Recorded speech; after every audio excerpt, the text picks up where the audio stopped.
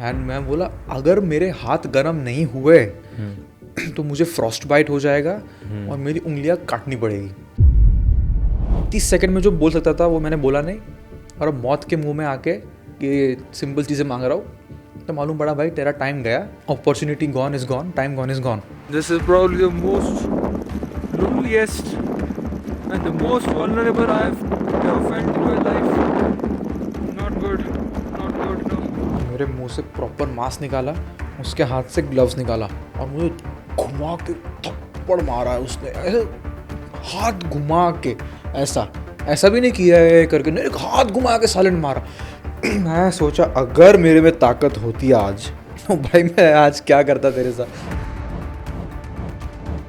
मैं थका हुआ आया था, हेड टॉर्च में जितना दिखता उतना दिखता, मैंने देखा नहीं उसको, बैठा, मैंने बैग नहीं निकाला था, मेरा बैग उसके सर को टेक के बैठा था। मैं जब पीछे देखा ना मेरे हेड टॉर्च के लाइट में उसका मुंह दिखा मुझे। मार्बल पे लाइट मारते तो कैसे शाइन बैक करता है ना, उसका फेस ऐसा था। Bodies don't decompose up there.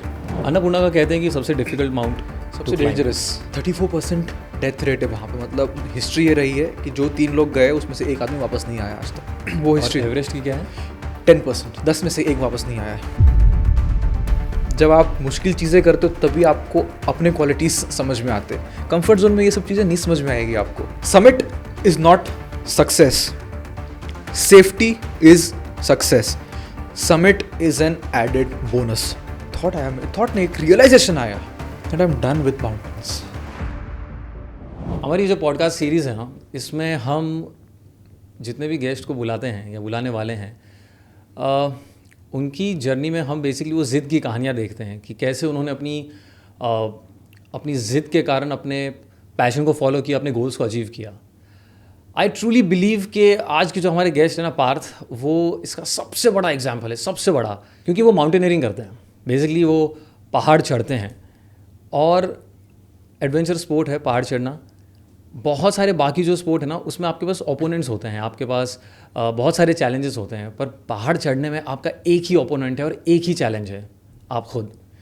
अगर आपने सोच लिया कि आपको वो पहाड़ चढ़ना है तो आपको वो चढ़ना है, बस। आपकी लड़ाई खुद से है।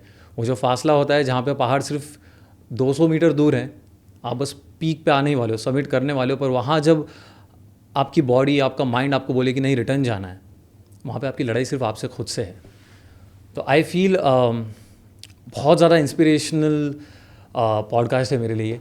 आई एम श्योर आपको ये बहुत पसंद आएगा। बहुत सारे इंसाइट्स है इसके अंदर कि वो जर्नी कैसी होती है जब आप माउंट एवरेस्ट चढ़ रहे हैं, क्या थॉट प्रोसेस होता है, माइंडसेट क्या होता है, और बहुत सारी चीज़ें पता चली मुझे भी इस बारे में। एंड या that's it. Thank you so much. Sit back and enjoy the episode.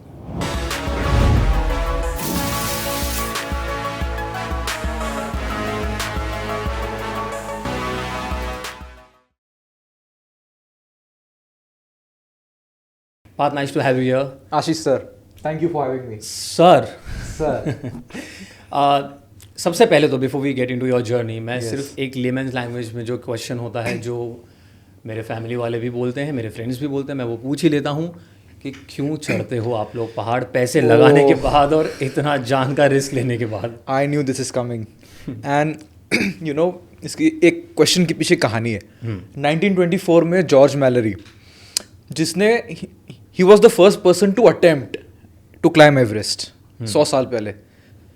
वो उसके फर्स्ट अटेम्प्ट के बाद जब वापस यूएस गया तो रिपोर्टर्स ने उसको पूछा why do you climb mountains. तब भी कोई सही जवाब नहीं था। हर माउंटेनियर को ये सवाल पूछा गया है, जैसे मुझे भी। लॉजिकली अगर मैं आपको एक्सप्लेन करने की कोशिश करूँ तो it's a logic fail. Risky है, एक्सपेंसिव है, हार्ड है, फिर भी क्यों करना। मेरा जवाब दे सकता हूँ, मैं क्यों करता हूँ। एंड वेरी इंटरेस्टिंगली हर साल मेरा जवाब चेंज होता है। क्योंकि जिस स्टेज में मैं होता हूँ उस स्टेज से मुझे माउंटेन्स नेक्स्ट स्टेप पे ले गया है। अभी मैं ये क्यों क्लाइम करता हूँ। As human beings we all know, हम ये पहले भी बात कर रहे थे बैक उसमें, कि everybody knows instinctively, every human being, कि as a human being you will only grow अगर आप अपने कंफर्ट जोन के बाहर जाते हो। एब्सोल्युटली। एडवेंचर का मतलब ही ये है। अभी कुछ लोगों की लाइफ ही एडवेंचर होती है, जैसे some people have a hard life, उनको एक्स्ट्रा एडवेंचर की ज़रूरत नहीं होती। That's through their hard life they grow. अभी जैसे मेरी लाइफ बहुत कंफर्टेबल थी, छत थी, खाना मिलता था, तो क्या ऐसा करे जिससे कंफर्ट जोन के बाहर जाओ। And for me that was mountains. The first time I went to the mountains I realised एक ही ट्रैक में इतना ग्रोथ हुआ मेरा एज अ ह्यूमन बीइंग, एक पर्सपेक्टिव मिला। सो आई एम लाइक अभी बड़े पहाड़ क्लाइंब करूँगा तो वहाँ पे तो क्या चेंजेस हो गए मेरे अंदर। So mountains are my sadhana, my tool for me to become a better, grander human being every day. Yeah. A better version of yourself. Yes. And it's always the hard things, right, which make you understand yourself. कि आपके limits क्या है, आपकी boundaries क्या है, आपके baggages क्या है। जब आप मुश्किल चीज़ें करते हो तभी आपको अपने क्वालिटीज समझ में आते।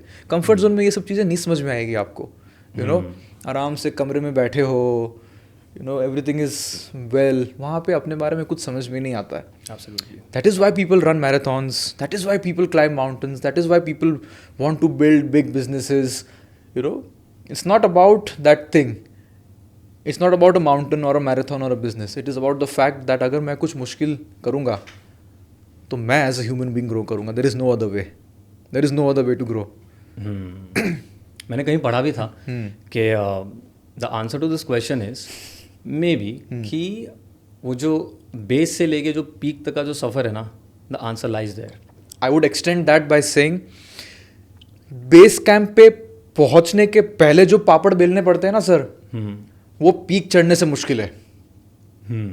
ट्रेनिंग, फंड रेजिंग, लोगों का उल्टा सीधा सुनना, उनको समझाना, घर वालों से लेके, कॉलीग से लेके, दोस्तों से लेके। अभी गए 5 मिनट से हम बात कर रहे हैं, मैं यही समझाने की कोशिश कर रहा हूँ क्यों पहाड़ चढ़ता हूँ मैं। Absolutely. समझाना इम्पॉसिबल है। हाँ। तो पापड़ बेलना जब आप सपना देखते हो वहीं से शुरू हो जाता है। And I would say more than what Everest taught me, my journey to Everest taught me more than that. Wow. Yes.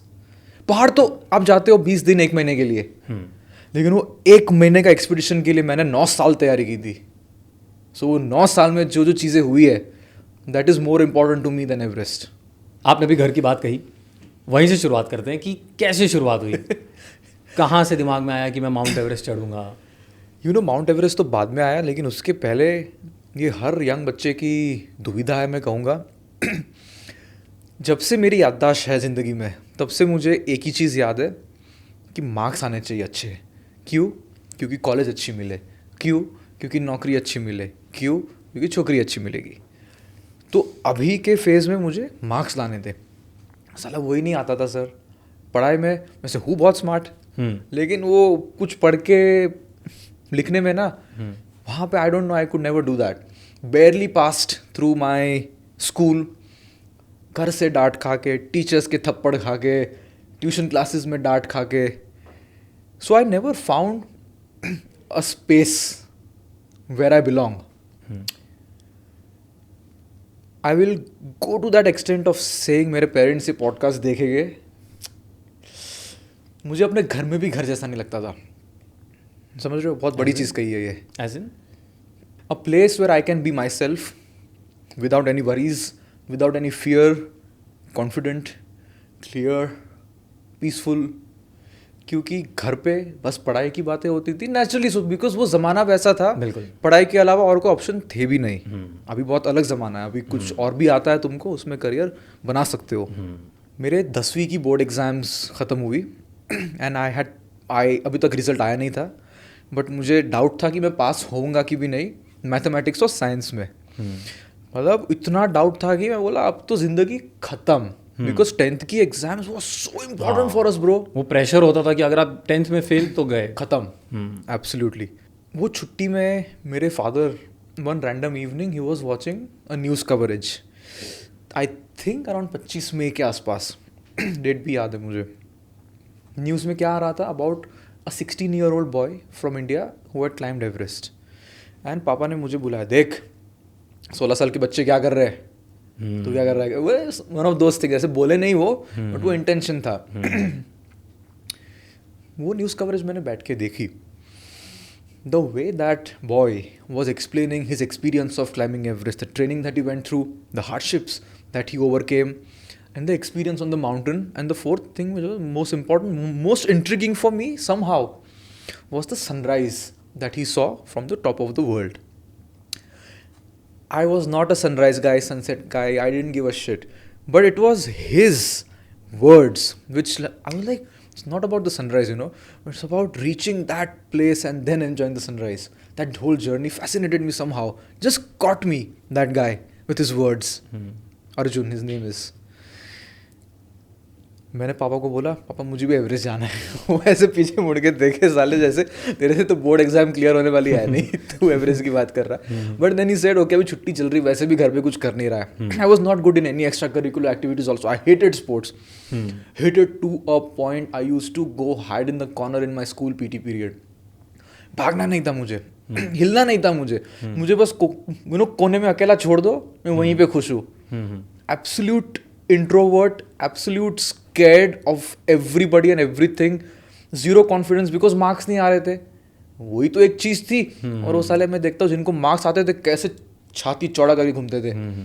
आज मैं उनसे बात करता हूँ तो मालूम पड़ता है वो कहाँ पे मैं कहाँ पे हूँ. मार्क्स का वो सब ठीक है, ये बोलने वाली बातें नहीं है. But because of all these things I was extremely scared and introverted. अगर किसी को मुझे इंट्रोड्यूस करना हो अपने आप को, फट जाती थी सर, फट जाती थी. आज वही लोग बिलीव नहीं करते मैं पॉडकास्ट पे ऐसी इतनी बातें करता हूँ, है ना. And yes, coming back to the story.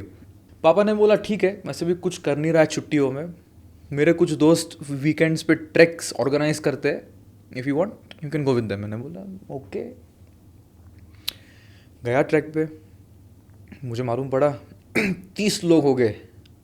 मेरी फटी, 30 नए लोग. मेरे खुद के दोस्तों को नहीं मिलता हूँ मैं, 30 नए लोगों को कहाँ मिलूँगा मैं. गया बस में, लास्ट सीट पे कोने में बैठ गया मैं. When I got out of the bus in the mountain village, Kalsubai करके एक ट्रैक है महाराष्ट्र का हाईएस्ट पीक, वहाँ पे था ये. सर मैं उस दिन जब बस में से उतरा और एक सांस ली था जब मैंने, somehow for the first time I felt like I have come home. जो मैंने बताया ना आपको, मुझे घर पे भी घर जैसा नहीं लगता था. पहली बार मुझे पहाड़ों में आके घर जैसा लगा. वही 30 लोगों के साथ मैंने बातें करनी शुरू की. I was suddenly something opened up within me bro, and I saw the sun rising from the top of mount Kalsubai. And just Arjun की वो बात याद आई मुझे कि अगर कलसुबाई से सनराइज इतना खूबसूरत है तो इस दुनिया के हाईएस्ट पीक से जो उसने वो सनराइज देखा वो कैसा होगा, मुझे भी देखना है. बस such a innocent thought of a 15-year-old kid, backed by massive, unrelentless actions, took me 9 years of unwavering journey. But 23rd May 2019 at 5 in the morning, I did see that sunrise, bro. Somebody with a background like mine, no adventure background, no trekking background, nobody in sports, nobody का छोड़ो, मुझे खुद को 100 metre भागना पसंद नहीं था, but एक इम्पॉसिबल सा सपना देखा, काम किया. वो कहते कुछ लोग गिफ्टेड होते हैं, जो गिफ्टेड नहीं होते उनको एक्स्ट्रा वर्क करके they can still reach there. So I am that guy. I am not a gifted climber, but I am a hard working climber. And yeah, that's how it started, bro. Hard work surpasses talent. 100%. And blessed are those who are talented plus hardworking. They are the Michael Jacksons and that level of people. तो घर पे मनाया कैसे? जब ये बात पूरी हो गई, स्टडीज़ हो गए, it took you 9 years. Yes. घर पे कैसे मनाया? क्योंकि आई एम श्योर उन्होंने स्टोरी सुनी होंगी कि mount Everest is not the easiest mount to climb, वहाँ पे डेथ होती हैं. Absolutely, bro. It's a very good question and it is a very relevant question because it is not about Everest. हर बच्चे के या हर इंसान के लाइफ में वो टाइम आता है जब सोसाइटी से हटकर या फैमिली के अंडरस्टैंडिंग से हटकर उनको कुछ करना होता है. चाहे वो किसी तरह की जॉब हो या किसी तरह का स्टार्टअप हो या किसी तरह का ऐसा करियर पाथ हो जो इतना कन्वेंशनल नहीं है. और मुझे ऑलमोस्ट एवरी डे एक DM आता है कि हमें पहाड़ चढ़ना है बट पेरेंट्स नहीं समझ रहे. तो मैं उनको एक मेरा वीडियो बनाया था, उसमें मैंने क्या बोला वो बोलता हूँ मैं आपको. पेरेंट्स ने आपसे दुगनी दिवालियाँ देखी है. वो बेवकूफ़ नहीं है, सब समझते हैं. बच्चे बोलते हैं ना मेरे माँ बाप मुझे नहीं समझते, अरे बेवकूफ़ समझते हैं. तूने दुनिया को नहीं समझा इसके लिए तुझे ना बोल रहे वो. जैसे what do I mean by that. बचपन से आई यूज्ड टू से कि मुझे एस्ट्रोनॉट बनना है. 8th स्टैंडर्ड में ज्योमेट्री और अलजेब्रा आया, औकात मालूम पड़ गई कि ये तो होना नहीं है.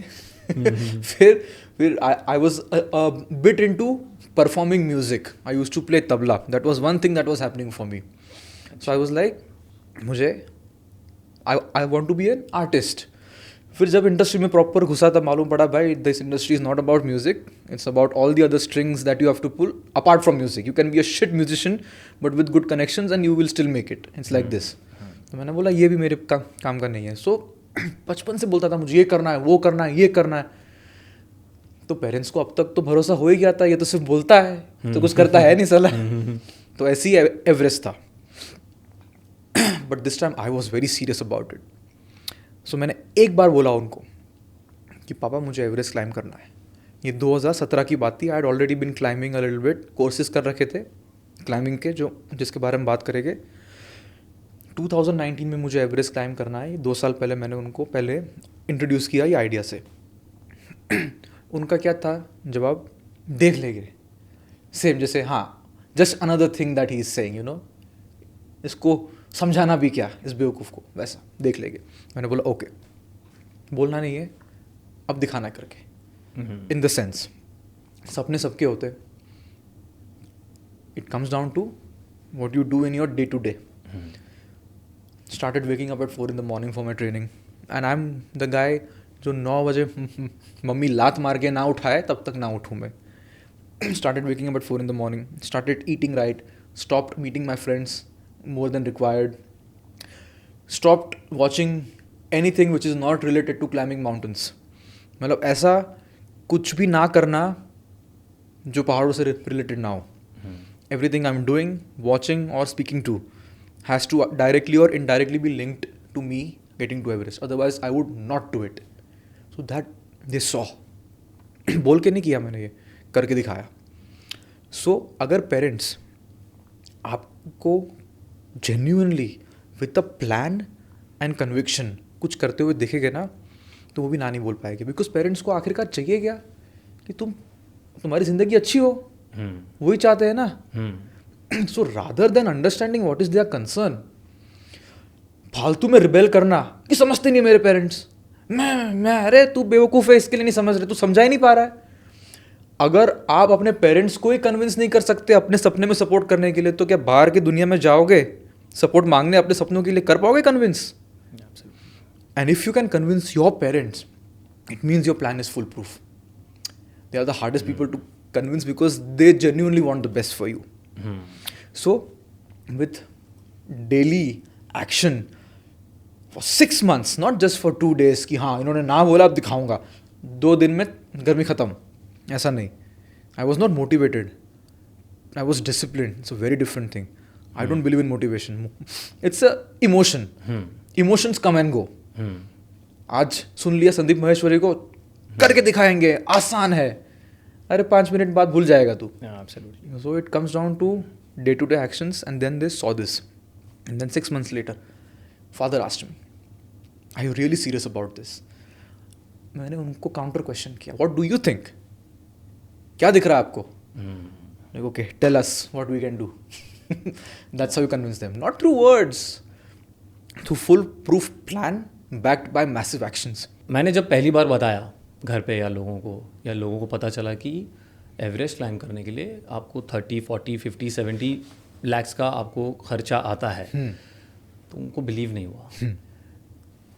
थोड़ा मुझे बताइए कि एक तो ये खर्चा इतना क्यों है. Yes.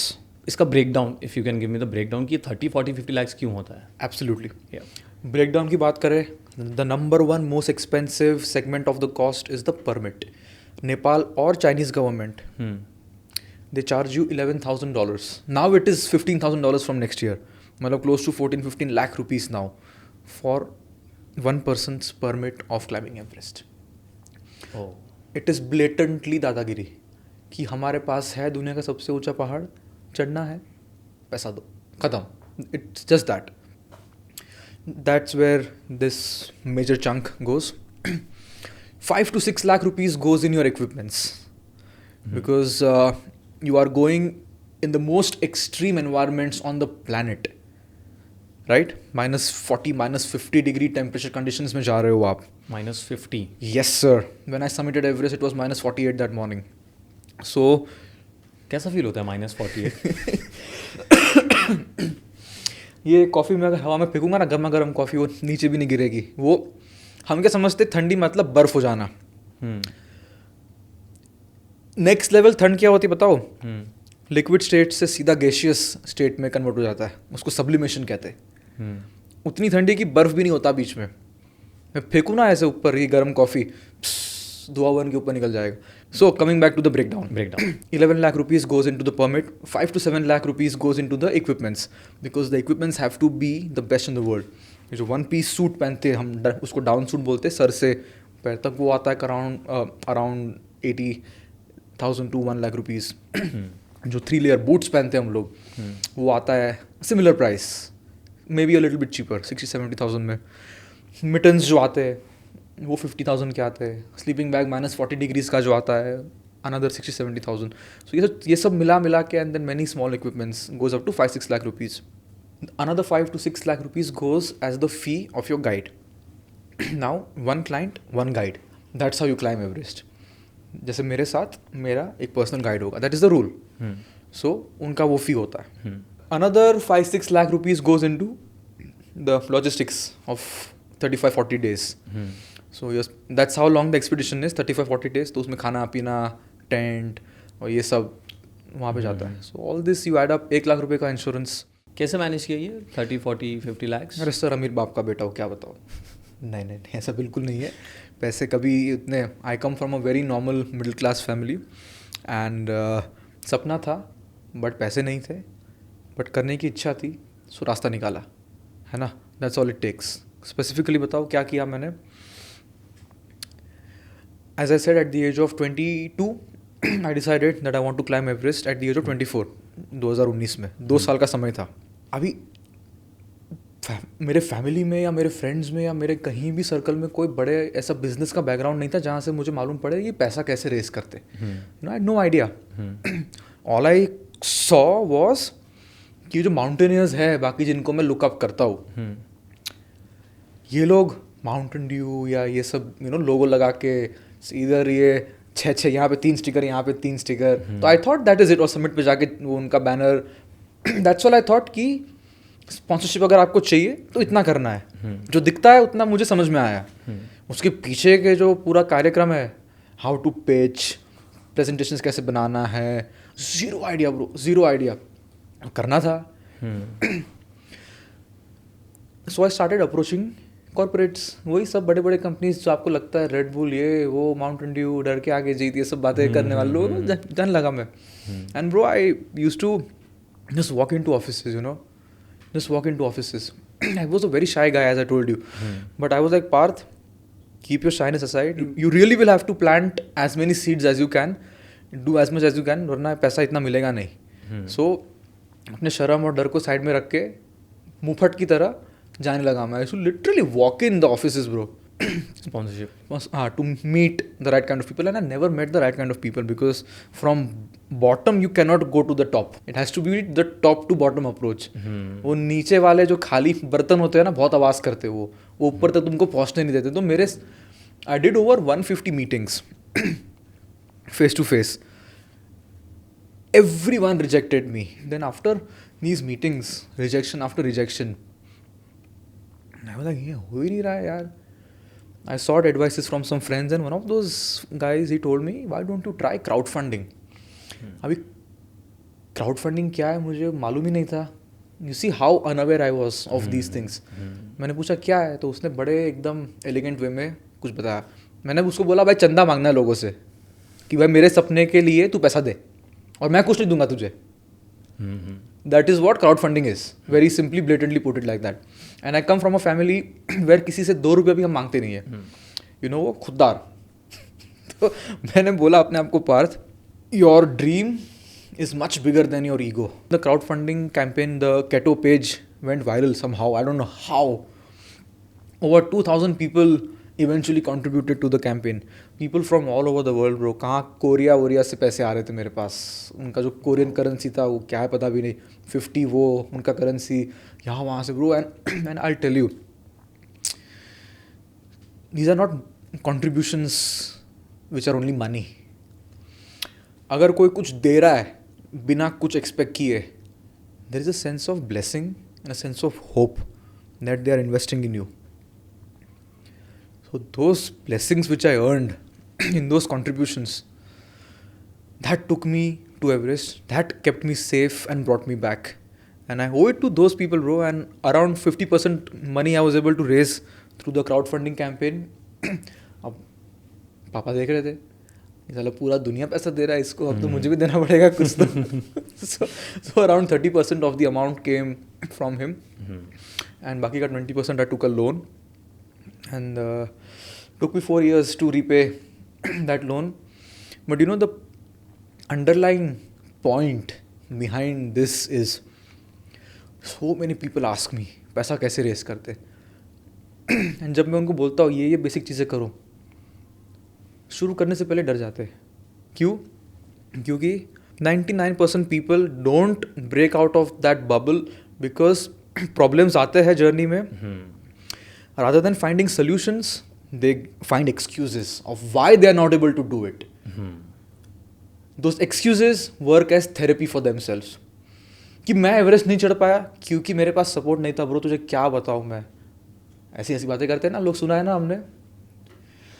1% people, प्रॉब्लम्स आया, सोल्यूशन निकालो, boom. Bigger your journey, bigger your goals, the bigger problems will be there. So only the people who can find solutions are the people who make it. पहली बार जब obviously वहाँ पहुँचे आपने journey शुरू की, वो एक्सप्लेन करना कैसे शुरू किया. Bro, absolutely. And you know, This was in 2019. 2019 अप्रैल में 2 महीने, it took me 45 days total to climb Everest. Home to home की बात करें, 35 days of actual climbing, and I climbed Everest from the Tibetan side. 2 side है, Nepal. 95% people climb from the Nepalese side. Okay. And 5% people climb from Tibetan side. Nepalese side is more accessible, more easier, not easy, easier comparatively. And rescue possible है वहाँ पे, heli rescue. Tibet में, which is now occupied by China, border पे वहाँ पे आप heli नहीं उड़ा सकते. मतलब कुछ हो गया तो मर गए आप. खत्म. If you cannot walk down on your 2 feet, nobody is going to come and save you. You are dead. So these are some reasons why people don't go from Tibetan side. But कहीं कीड़ा था, वो कीड़ा सीधी चीज़ें करने नहीं देता, तो I chose to climb from Tibetan side. So I went, and luckily on Tibetan side you don't have to trek to the base camp. You can drive to the base camp, Everest base camp. So it took us 4 days to reach there. And just 2 hours before reaching the base camp, we climb a high pass in the car. From there we get the first proper views of Mount Everest, the north face of Everest. And मैं तो सो रहा था sir, मुंह खोल के गाड़ी में. मेरे दोस्त ने उठाया एवरेस्ट. मैंने ड्राइवर को बोला रुक, वो चाइनीज उसको कुछ समझ में ना आया, बट बोला स्टॉप, तो उसने रोका वहाँ पे. तो पहाड़ को देख के एक ही चीज़ मेरे माइंड में आ रही थी, साला 9 years of my life was occupied by this mountain. My career, my friendships, my relationships with people, everything I sacrificed for this mountain. And it's finally साक्षात मेरे सामने. You know, है ऐसा पहाड़, सच में है ऐसा पहाड़ ना. जब देखते हो अपने आंखों से भरोसा होता है कि शिट है. And इसके साथ एक और थॉट था. It looks higher than I thought. Looks bigger than I thought. देखते हो ना सामने, you see the scale of that mountain, bro. It is crazy. And the north face पूरा दिखता है Everest from bottom to top. Very intimidating sight, that mountain. So it just very quickly deflates your excitement and brings you into a more realistic, focused state that you need to be on an expedition. मुझे बहुत सारे लोग पूछते what is the mindset to have while climbing a mountain like Everest. उनको मैं एक चीज़ बोलता हूँ which is very true, that all the excitement and everything is needed for you to prepare for that mountain. As in, अगर excited नहीं हो किसी चीज़ के लिए तो आप कभी वो काम नहीं करोगे, whatever it takes to get there, right? And if you still have that excitement when you reach the base camp and when you're starting to climb Everest, that's a bad combination. Why? Because that excitement clouds your judgment. आप जब तैयारी कर रहे होते हो, you have all these ideas. I'm gonna climb the highest mountain in the world. It's gonna be वो, you know, the roof of the world. Or when you come down to the base camp, I always tell everybody, even the clients who I lead now, when they are at base camp, I say, look at that mountain.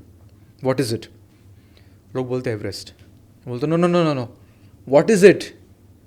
किसी को समझ में नहीं आता. लोग सोचते नहीं, अक्ल नहीं है लोगों में. मैक्सिमम लोगों में ना बॉटम रियलिटी तक पहुंच ही नहीं पाते.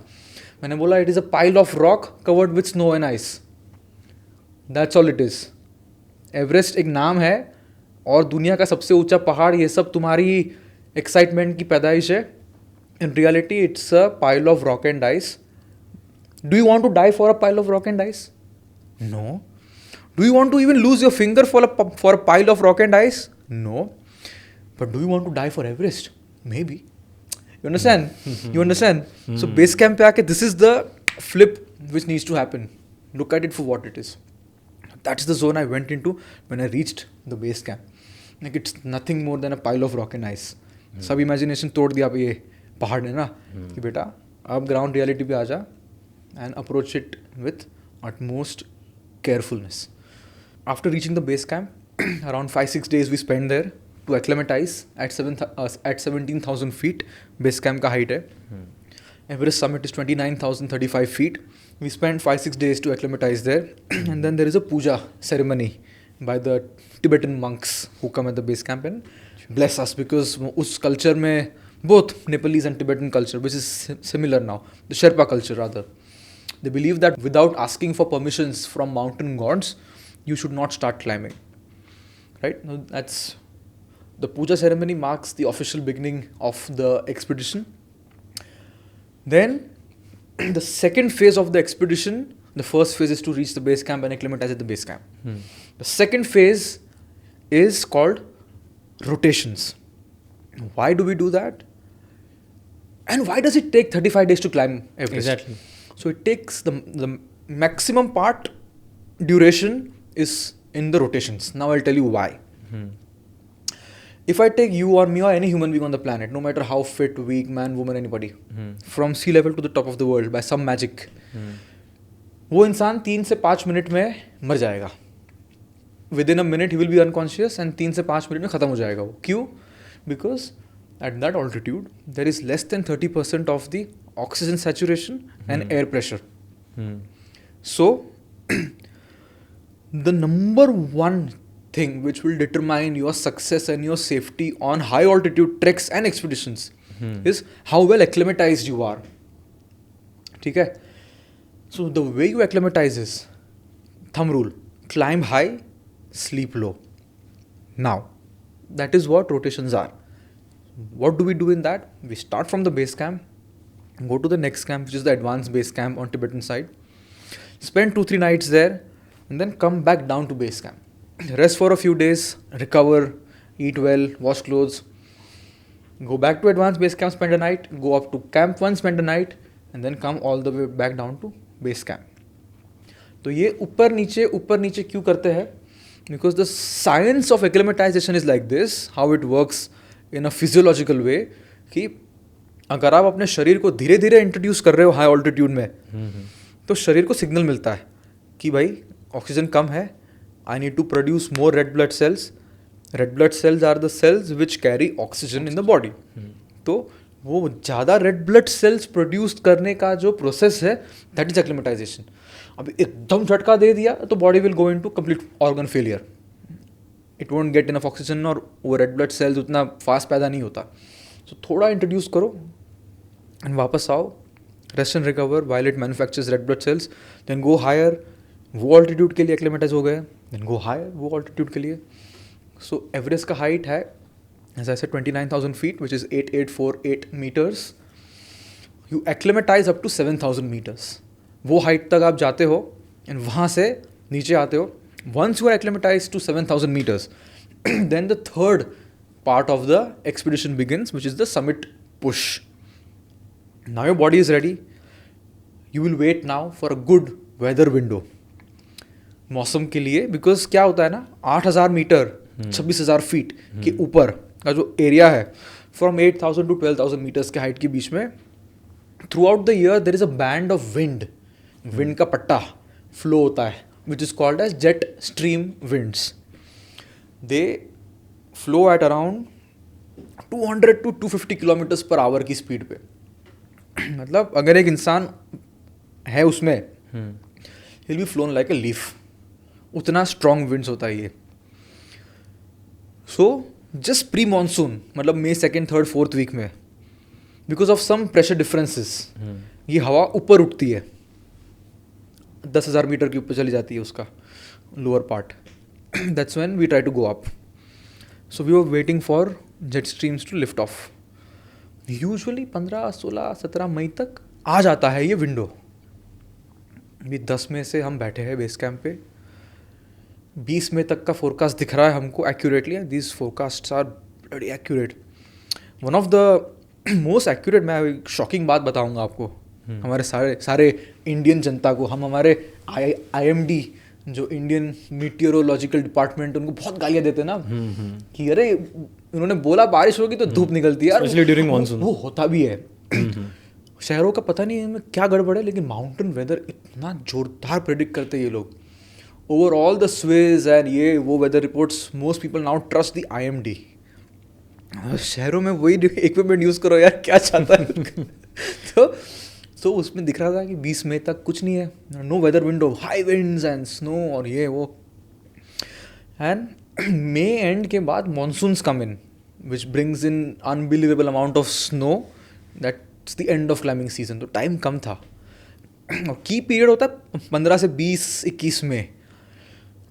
सब बेस कैंप में बैठ के tension. You know, people ask me what was the hardest part about Everest.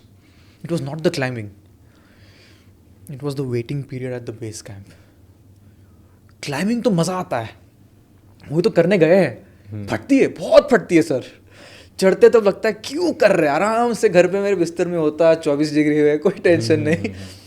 But this is why we climb, right, to suffer. तो but this waiting period is very hard. तो internet नहीं होता, किताब पढ़ के कितना पढ़ लोगे.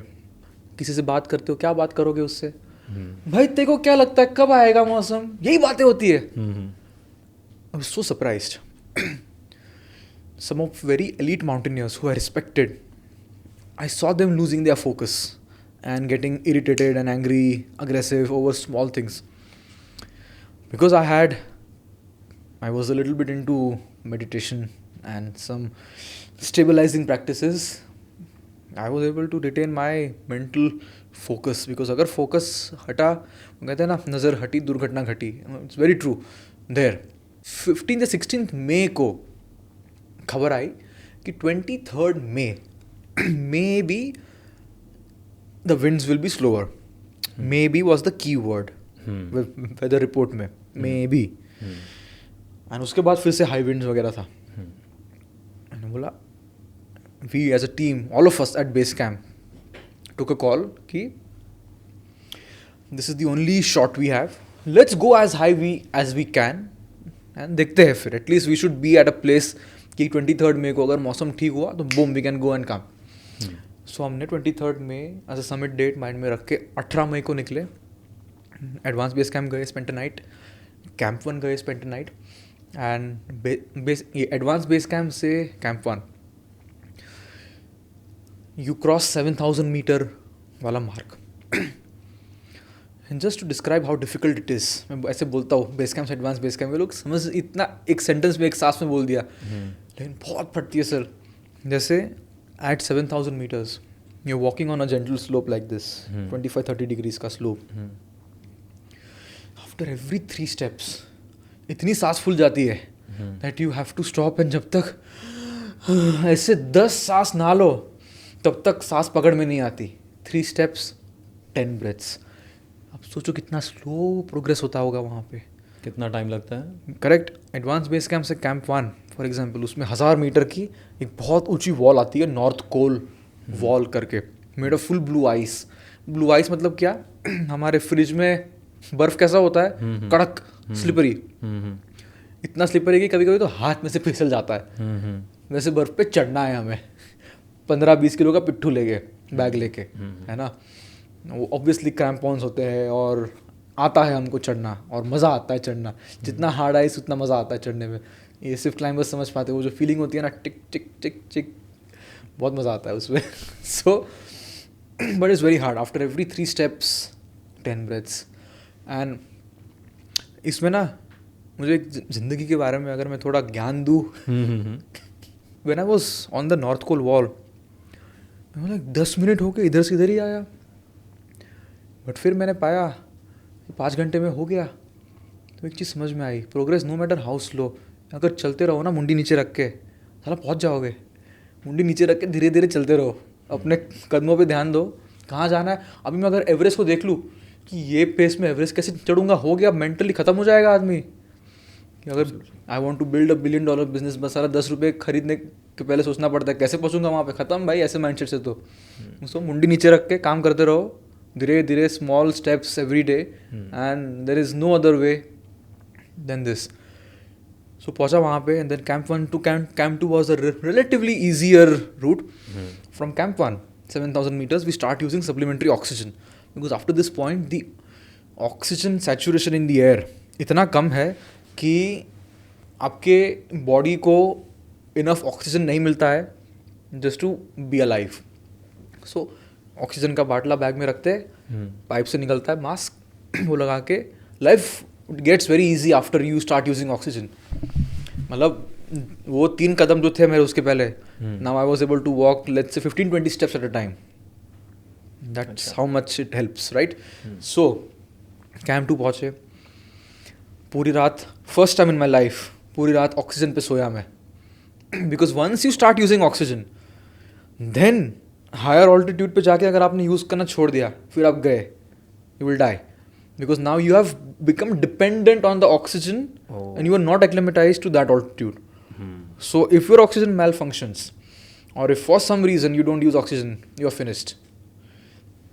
So आप सोचो, बड़ा झाड़ा स्लीपिंग बैग, उसके अंदर ऑक्सीजन का बाटला, बड़ा pipe, very uncomfortable night. Next day camp 3 जो लास्ट कैंप है 8,300 meters, वहाँ पे जाना शुरू किया. And then my Sherpa suddenly tells me कि oh Parth, we just crossed the 8,000 meter mark. Welcome to death zone. Now, for people who don't understand this, above 8,000 meters in the mountaineering world, that area is referred to as death zone for multiple reasons. पहले तो 80% जो deaths हुए हैं mountaineering में, they have happened in the death zone area. Second, there is enough oxygen for your body to only survive for maximum 36 to 40 hours. There is 2 दिन maximum. So the rule is after you enter the 8,000 meters summit करके 8,000 metre के नीचे 24 घंटे के अंदर ideally आ जाना है. Now we are on a quick boom boom boom time, you know. क्यों? क्योंकि even if you are using oxygen, the air pressure around you, so 2 अलग अलग चीज़ें हैं ये. ऑक्सीजन कम होना, थोड़ा टेक्निकल में जाओ, पक्का जी, ठीक है. तो ऑक्सीजन कम नहीं होता है, ऑक्सीजन तो 21% ही रहता है. बट अगर यहाँ पे मेरे मुट्ठी में समझो इतने एरिया में 100 मॉलिक्यूल्स ऑफ एयर है, तो उसमें 79% और गैसेस है और 21% ऑक्सीजन है. Correct, simple science. सो वहाँ पे भी 21% ऑक्सीजन ही है, बट अब वहाँ पे only 50 molecules of air are there, and वो 50% का 21% ऑक्सीजन है सिर्फ, मतलब परसेंटेज वाइज वही है, Got it. But just molecules कम है, and that is what is air pressure. Molecules of air is air pressure, so air pressure is less. तो उसमें the body goes in to complete shut down mode. The body is not getting enough oxygen to even sustain your essential 5 organs. क्या है वो? Brain, liver, kidney, brain, liver, kidney, heart and lungs. इसके ऊपर हम जिंदा है. हाथ cut गया जिंदा रहोगे, आँख फूट गई जिंदा रहोगे, पैर काट दिए जिंदा रहोगे, but one of this you are screwed up. The other thing that happens on a mental frame, जैसे मैंने ये किया, आपने तुरंत यहाँ देखा ना, अब मैंने यहाँ पे ये करूँ, आपको सुनने में आपने सुना क्या हुआ, की चुटकी मारी, या मैं छू आपको यहाँ पे, तो आपका रिस्पॉन्स टाइम बहुत स्लो होगा. रिफ्लेक्सेस स्लो हो जाते हैं. Yes, reflexes, response time, decision making जो एबिलिटी होती है, सोचने की क्षमता बेसिकली स्लो हो जाती है. क्यों? Because thoughts are nothing but neurons going from one place to another in your brain. That's how thoughts are generated. So neurons के पास भी उतना फ्यूल नहीं है कि उतना स्पीड से जा पाए. वो फ्यूल क्या? ऑक्सीजन है. उतना फ्यूल नहीं है कि सोच भी ट्रैवल कर पाए आपके दिमाग में. So your body is literally shutting down. Your digestion process has shut down because body says digestion is not important. It is taking too much energy. I need that energy to sustain these 5 organs because I can live without digestion, but I can't live without 5 organs. It's the intelligence that body has. It adapts into survival mode. So ऐसा होता है death zone में. It's a, you know, and your stomach muscles are contracting. खाना कैसे खाते हो फिर? Yes, नहीं खाते. मैक्सिमम लोग नहीं खा पाते. नहीं खाते ब्रो. वो ऑल्टीट्यूड पे ओके. नहीं खा पाते. बट मेरी कहानी बताओ, मैं बिल्ट डिफरेंट. हम लोग वो कैंप 3 पे पहुंचे. फिर continuing the story, I reach camp 3, 8,300 meters, the highest camp in the world. You know, was so pumped up. मज़ा आ रहा था भाई. I was just living my dream, you know, a young boy 24-year-old living his dream. And वहाँ tent में, अभी वहाँ पे हम पूरी रात नहीं स्पेंड करते. आफ्टरनून को पहुँचते हैं, थोड़ा रेस्ट करते 3-4 घंटा, और समिट के लिए स्टार्ट करते हैं हम लोग इवनिंग को, जस्ट आफ्टर सनसेट. पूरी रात क्लाइंब करते हैं, क्योंकि रात को इन जनरल हिमालयाज में मौसम बेटर होता है. ठंडे होने के वजह से आइस और स्नो स्टेबल होता है, एंड बेसिकली मौसम की वजह से आफ्टरनून के बाद मौसम ख़राब होता है. That is the cycle of Himalayas.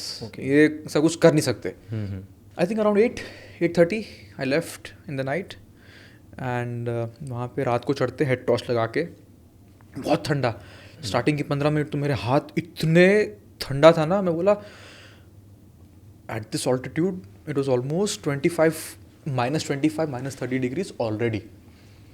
And मैं बोला अगर मेरे हाथ गर्म नहीं हुए तो मुझे फ्रॉस्ट बाइट हो जाएगा और मेरी उंगलियां काटनी पड़ेगी. फ्रॉस्ट बाइट क्या होता है अगर लोगों को नहीं पता है, एकदम शॉर्ट, उसमें उंगलियां पहले जम जाती है, जमने से ब्लड फ्लो रुक जाता है, और जहाँ भी खून नहीं जाता वो पार्ट मर जाता है ना, because blood is what is keeping it alive, blood and oxygen. So इतना ठंडा था ना भाई, मेरी बहुत फटी. मैंने मेरे शेरपा को बोला, दाई बहुत ठंडा लग रहा है हाथ में, मैं जा रहा हूँ वापस, क्योंकि मेरी उंगलियाँ प्यारी है मुझे. I don't want to lose my fingers by climbing what, a pile of rock and ice. Simple भाई. देखो मेरे 10 के 10 उंगलियाँ हैं अभी भी. सो जो एक शेरपा ने एक चीज़ बोली मुझे, you know, this is where experience comes in. उसने बोला जोर जोर से तालियां बजा, because if you give pain and trauma to whatever part of the body, उसको हील क्या करता है? Blood and oxygen. The body will send more blood and oxygen there. So जोर जोर से तालियां बजाई मैंने. दुखने लगा वहाँ तक. Within 5 minutes my hands were warm again, normal. This is the reason why you pay so much money to your Sherpas. It is not, you know, for any other reason, but they bring their experience. And in the bad times, that experience comes in. Yeah. So मेरी उंगलियाँ सही हो गई. अब तो मैं एकदम, now everything was okay. And suddenly I started walking. I overtook everybody. So everybody walks in a line attached to a fixed rope. हमारे पहले एक रोप फिक्सिंग टीम गई होती है और पहाड़ पे अटैच करते हैं रोप्स, उस पे चढ़ते सब लोग, ठीक है. अभी मेरे आगे काफ़ी लोग थे और मैं एकदम एनर्जेटिक फील कर रहा था. सबको ओवरटेक कर दिया मैंने. मेरे शेरपा को बोला मैंने, to a point where even he was not able to catch up with me. My Sherpa जो पहाड़ी आदमी है, they are genetically more evolved to climb better. मैंने उनको बोला, see let me walk at my pace because maintaining a pace is very important. मैंने बोला at every check point I will stop and wait for you and then will meet and regroup and then आगे जाएंगे. सो मैं भागा आगे. मैं तो चल रहा हूँ यार, full 50 60 70 steps eight a time ले रहा हूँ मैं, फुल ऑन. 9 साल का जो एनर्जी था ना, वो यहाँ आके फूटा मेरा. यस. एंड एक सेक्शन आता है सेकंड स्टेप करके, जो ऑलमोस्ट 150-200 मीटर्स, सॉरी 150-200 फीट ऊंचा रॉक वॉल है, 90 degree high, which with patches of snow and ice on it. It takes 15-20 minutes to climb that. वो चढ़ने के बाद थोड़ा आगे गया मैं एंड बहुत थक गया था मैं. तो मैंने वेट किया मेरे शेरपा के लिए एंड मैं बैठा हूँ, नाइट स्काई देख रहा हूँ, very clear nice sky with a little bit of wind. That little bit of wind when it flu, ऐसे शॉक जाते थे ना शरीर में. बिकॉज इट वॉज -35 -40 डिग्रीज तभी. Because what keeps you warm in the mountains is your movement. When you move, you generate a lot of body heat. When you stop, the suit is no good. Because the suit is warming you up by trapping your body heat. तो वो body heat से गर्मी लगती है आपको. बैठ गया तो हो गया. बट मैं उसका वेट कर रहा था. Beautiful stars, the Milky Way shining above me as you saw from Bhandardarha also. वहाँ पे और बढ़िया दिखता है bro. The best I've ever seen in my life. पीछे से फुल मून उग रहा था एंड आगे नीचे 11,000 फीट नीचे बेस कैंप दिख रहा है दूर. एंड मेरा शेरपा आता है. वो भी थका हुआ था. वो ऐसे मैं बैठा हूँ ऐसे एक रॉक पे, ऐसे सेम जैसे खुशी पे बैठते हम लोग. वो मेरे पैर पे ऐसे हाथ रखता है और वो ब्रेक लेता है ऐसे. एंड मेरे सामने दिखता है अपने हेड टॉर्च में और एकदम झपकता है वो, और मुझे नेपाली लैंग्वेज में एकदम गंदी गाली देता है वो. बोलता है, अंधा है क्या तू, कहाँ बैठा है, पीछे मुड़ के देख. सबके दिल रुक गए एक सेकंड के लिए ना. मेरा भी दिल ऐसा रुक गया था वहाँ पे कि साला अंधेरे में मुझे पीछे देखने बोल रहा है, ऐसे क्या हो गया. The first thing I thought was may be खाई है. द फर्स्ट थिंग, पहाड़ में और क्या खाई होगा. मैंने पीछे मुड़ के देखा ना, मैं एक इंसान के डेड बॉडी को टेक कर बैठा था. मैं थका हुआ आया था, हेड टॉर्च में जितना दिखता उतना दिखता. मैंने देखा नहीं उसको. बैठा, मैंने बैग नहीं निकाला था, मेरा बैग उसके सर को टेक के बैठा था मैं. जब पीछे देखा ना मेरे हेड टॉर्च के लाइट में उसका मुंह दिखा मुझे. मार्बल पे लाइट मारते हो तो कैसे शाइन बैक करता है ना, उसका फेस ऐसा था. Bodies don't decompose up there, they remain like that. Like ठंड की वजह से अलग डिग्रेडेशन होता है. मैं वो देखा, एकदम ऐसे स्प्रिंग की तरह झपका उस कुर्सी वो रॉक पे से. कांपने लगा एकदम. वो शेरपा आके मुझे पकड़ता, भाई रुक. ये कहानियाँ सुनी थी ना मैंने. I knew there are dead bodies above 8,000 meters because lot of people have died. I think over 400 people have died on Everest, and I think 70 to 80% of the bodies have not been brought back. It's not possible to bring back bodies from that altitude. Helis don't fly that high, and it's just too risky to bring back a dead body or to rescue anybody for that matter. So that's the reality of the mountain. बहुत कहानियाँ सुनी थी ऐसी, but जब आप पहली बार देखते हो ना अपनी आँखों से, that hits you very different. Because where else would you come across dead bodies just lying around like this? Okay, आपके फैमिली में या रिलेटिव्स में कोई अगर ऑफ होता है, उससे घर पे जाते हो तो बॉडी को एक प्रॉपर ढंग से रखा है, यू नो. वहाँ पे तो ऐसे ही, unless you are in a war zone or near a bomb blast, you will never see bodies lying around like that, you know, or an accident. बहुत फटी मेरी. एंड 4-5 मिनट के बाद थोड़ा स्टेबलाइज हुआ मैं. एंड मैं उसके पास गया, बॉडी के पास, जिसमें उसको देख रहा हूँ फिर. Might sound very dramatic but I really did that. और मेरा शेरपा मुझे बोला चल चल चल चल जल्दी चल जल्दी चल, इसको ऐसे नहीं देखते हैं, ये वो करके. बोला चुप बैठ, देखने दे. I could see myself in him. Not in the sense कि मैं मर जाऊंगा, ऐसी बातें नहीं, but in the sense that this person whoever he she is, वो भी नहीं मालूम पड़ रहा था, must have had same passion for Everest. People waiting for him or her back home. Like I have my people waiting for me. Made one little mistake and see what happened. So if I make a mistake, then I could see myself becoming this. मैंने बोला पार्थ, थोड़ा मैं हवा में उड़ रहा था इस पॉइंट पे ना, कि मैं फास्ट चल रहा हूँ और एवरेस्ट आ गया पास में. मैंने बोला पार्थ तू भूल गया था, तू डेथ जोन में चल रहा है बेटा, ज़्यादा फुग्गे को फुला मत, औकात पे आ जा, जुड़ जा ज़मीन से, ध्यान रख, बस वापस जाना है. दिस इज़ द रियलिटी कि तूने एक भी गलती see, you can do 1,000 things right, 1,000 steps you can take right, but 1001वां स्टेप अगर आप गलत ले लो आप मर जाओगे. That is the reality. Life में भी ऐसा ही है ना, बिजनेस में भी ऐसा है, रिलेशनशिप में भी ऐसा है कि 10 साल तक आप अपनी वाइफ को अच्छा रखो, बट एक कोई छोटी चीज़ हो खत्म, ऐसी चीज़. That's how it is, that's how life is, right. No space for mistake in some arenas. ये वैसा है. With that in mind I started moving towards the summit. It was a beautiful climb, I was doing very well. मौसम relatively ठीक था, थोड़ा windy था but ठीक था फिर भी ना. And on the way I saw not around exactly, मैं गिन रहा था 16 dead bodies on the way. And you know, human mind is so amazing, so adaptable. After the third or fourth body I was like another one. That's how adaptable we are. My mind adapted being okay with a dead body lying around like that. The beauty of human mind, right? No matter what happens in your life, you will always be okay. With time, दिमाग adapt करता है.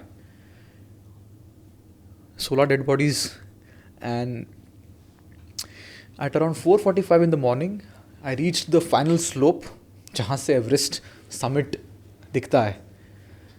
And just before that, there is always that uncertainty कि may be मौसम ख़राब हो जाएगा, may be oxygen mall function कर जाएगा, मे बी आप थक जाओगे, मे बी बहुत सारे होते हैं फैक्टर्स वहाँ पे उस ऑल्टीट्यूड पे, राइट. बट इस पोर्शन पे पहुँचने के बाद मैंने देखा अब समिट सिर्फ 20 या 30 मीटर दूर है, final slope.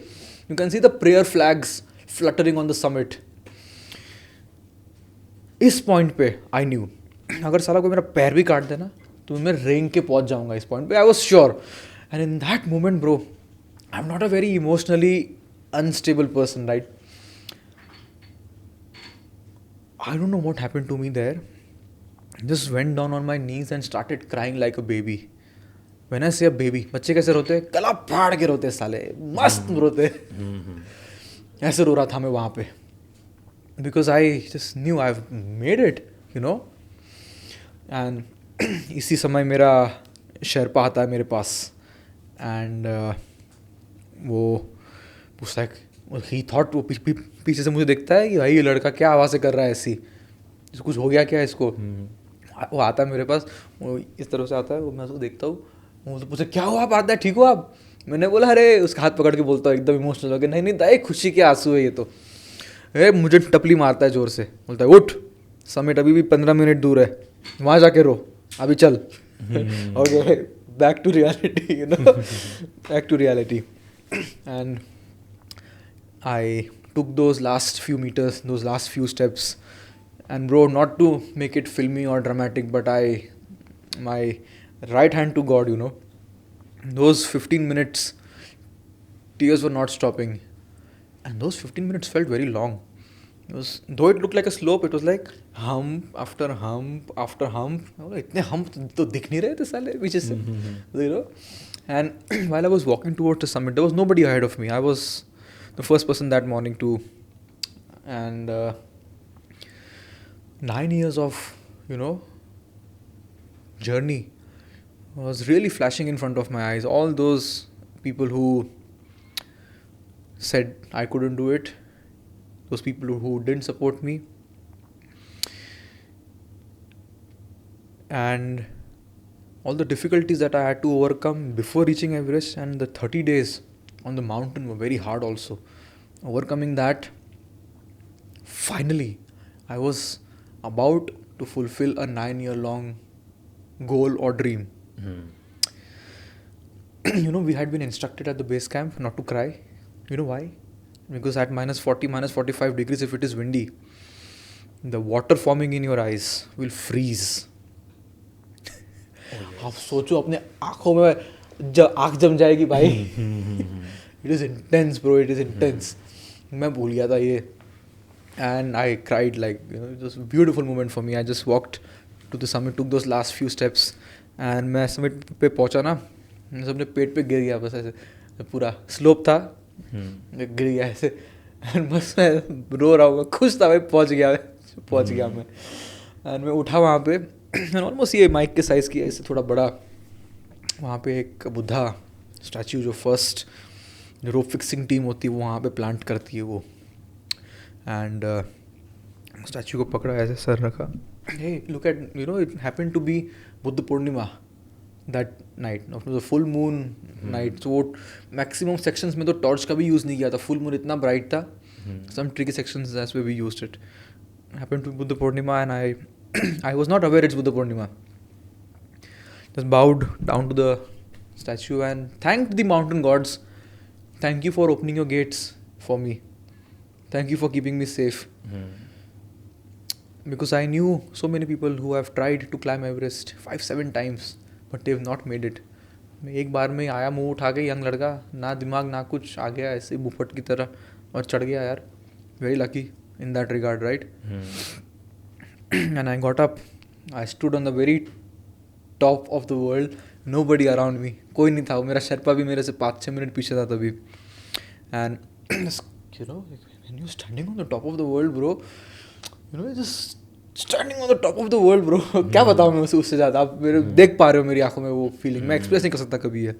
Just looked around, same view that I had seen in pictures, videos, documentaries, and in speeches and in podcasts like these. लोगों की सुनता था मैं पहले. तभी तो पॉडकास्ट नहीं थे, वो इंटरव्यूज हुआ करते थे उसके नाम. एंड बहुत सही था यार मेरे लिए वो feeling. And I took a nice look around the view. Then I moved towards the right side. I saw on the eastern side where India lies, Kanchenjunga, the highest peak of India. दूर कोने में इतना सा horizon पे दिख रहा था वो. जस्ट उसके पीछे से the sun came up. And bro, वो कलसूबाई वाला मोमेंट मेरे माइंड में आया कि साला 15 साल की उम्र में एक random thought became such a big thing in my life. And 9 years later I made it happen. और वो सनराइज़ मैंने देखा जो मैंने कलसूबाई से इमेजिन किया था कि मैं देखूँगा. 9 साल लगे, relentless efforts, but this is the power of a dream. View कैसा था वहाँ से ब्रो? दैट्स द, हम एज अ टूरिस्ट जाते हैं सब जगह पे सनराइज सनसेट पॉइंट देखने, वहाँ पे व्यू कैसा था? Bro, it was one of the best sunrises, not one of, क्या बोल रहा हूँ मैं भी, the best sunrise I was saw in my life. And मैंने ना बहुत कोशिश की अपने ज़िंदगी में कि ये व्यू को 26 अल्फ़ाबेट्स के ज़रिए कैसे एक्सप्लेन कर पाऊँ. I do my best. Okay, अब इमेजिन करो आप खड़े हो दुनिया के सबसे ऊंचे पॉइंट पे और 5 बजे सुबह आपके राइट साइड आपके left side on the western side the western world is still dark. On the eastern side you can see light coming out. Slowly you can see the night being converted into day. The light traveling on the land, the light traveling on the sky. On every side you look, you can see the curvature of this earth. In your reality, the earth is round, you see it. on the western side, a perfect triangular shadow of Mount Everest being projected up to the horizon. Like proper equilateral triangle, huh? I'm not kidding. And all the clouds are below you. All these big mountains are looking like small pebbles below you. And you, for that few minutes in the long period of this planet, you are the highest man in the world that nobody can take away from you. And bro, क्या बताओ यार, इतना कमाल का view है ना यार, मैं कभी एक्सप्लेन नहीं कर पाता ना the grandness of this world from there. भाई सारे बादल नीचे आपके, क्या बताओ भाई. वो मैं अभी आँख बंद करता हूँ ना, मैं अभी आपसे बात कर रहा हूँ, आप धुंधले दिख रहे हो मुझे, वो व्यू दिख रहा है मुझे मेरे सामने ना. कम से कम 500 बार मैंने ये एक्सप्लेन किया होगा, but every time it feels like I am living it, you know. That's how aged it is in my mind. And yes, तभी हमको एक खबर आई वॉकी टॉकी पे कि you need to go down. There is a big storm coming in from Nepal side, and it's gonna hit us in 3 hours. So we were instructed, wherever you are, you turn around. So many people that day did not summit. They might be 10 meters away, but you have to turn around because you are told to turn around. No arguments there. You know, it's like this. हम जाना शुरू किया वापस नीचे, and बहुत सारी चीज़ें हुई. Little did I know that my life will completely change on the way down. I lost a friend of mine in the team. He died right in front of my eyes. It was just me and my Sherpa who saw this happen, and I had to be the one eventually to inform his family. And these are people who you've been having coffees and beers with at base camp, right? Who has shared their stories with you, who you've spoken to, you know, whose families you've spoken to on video calls and everything.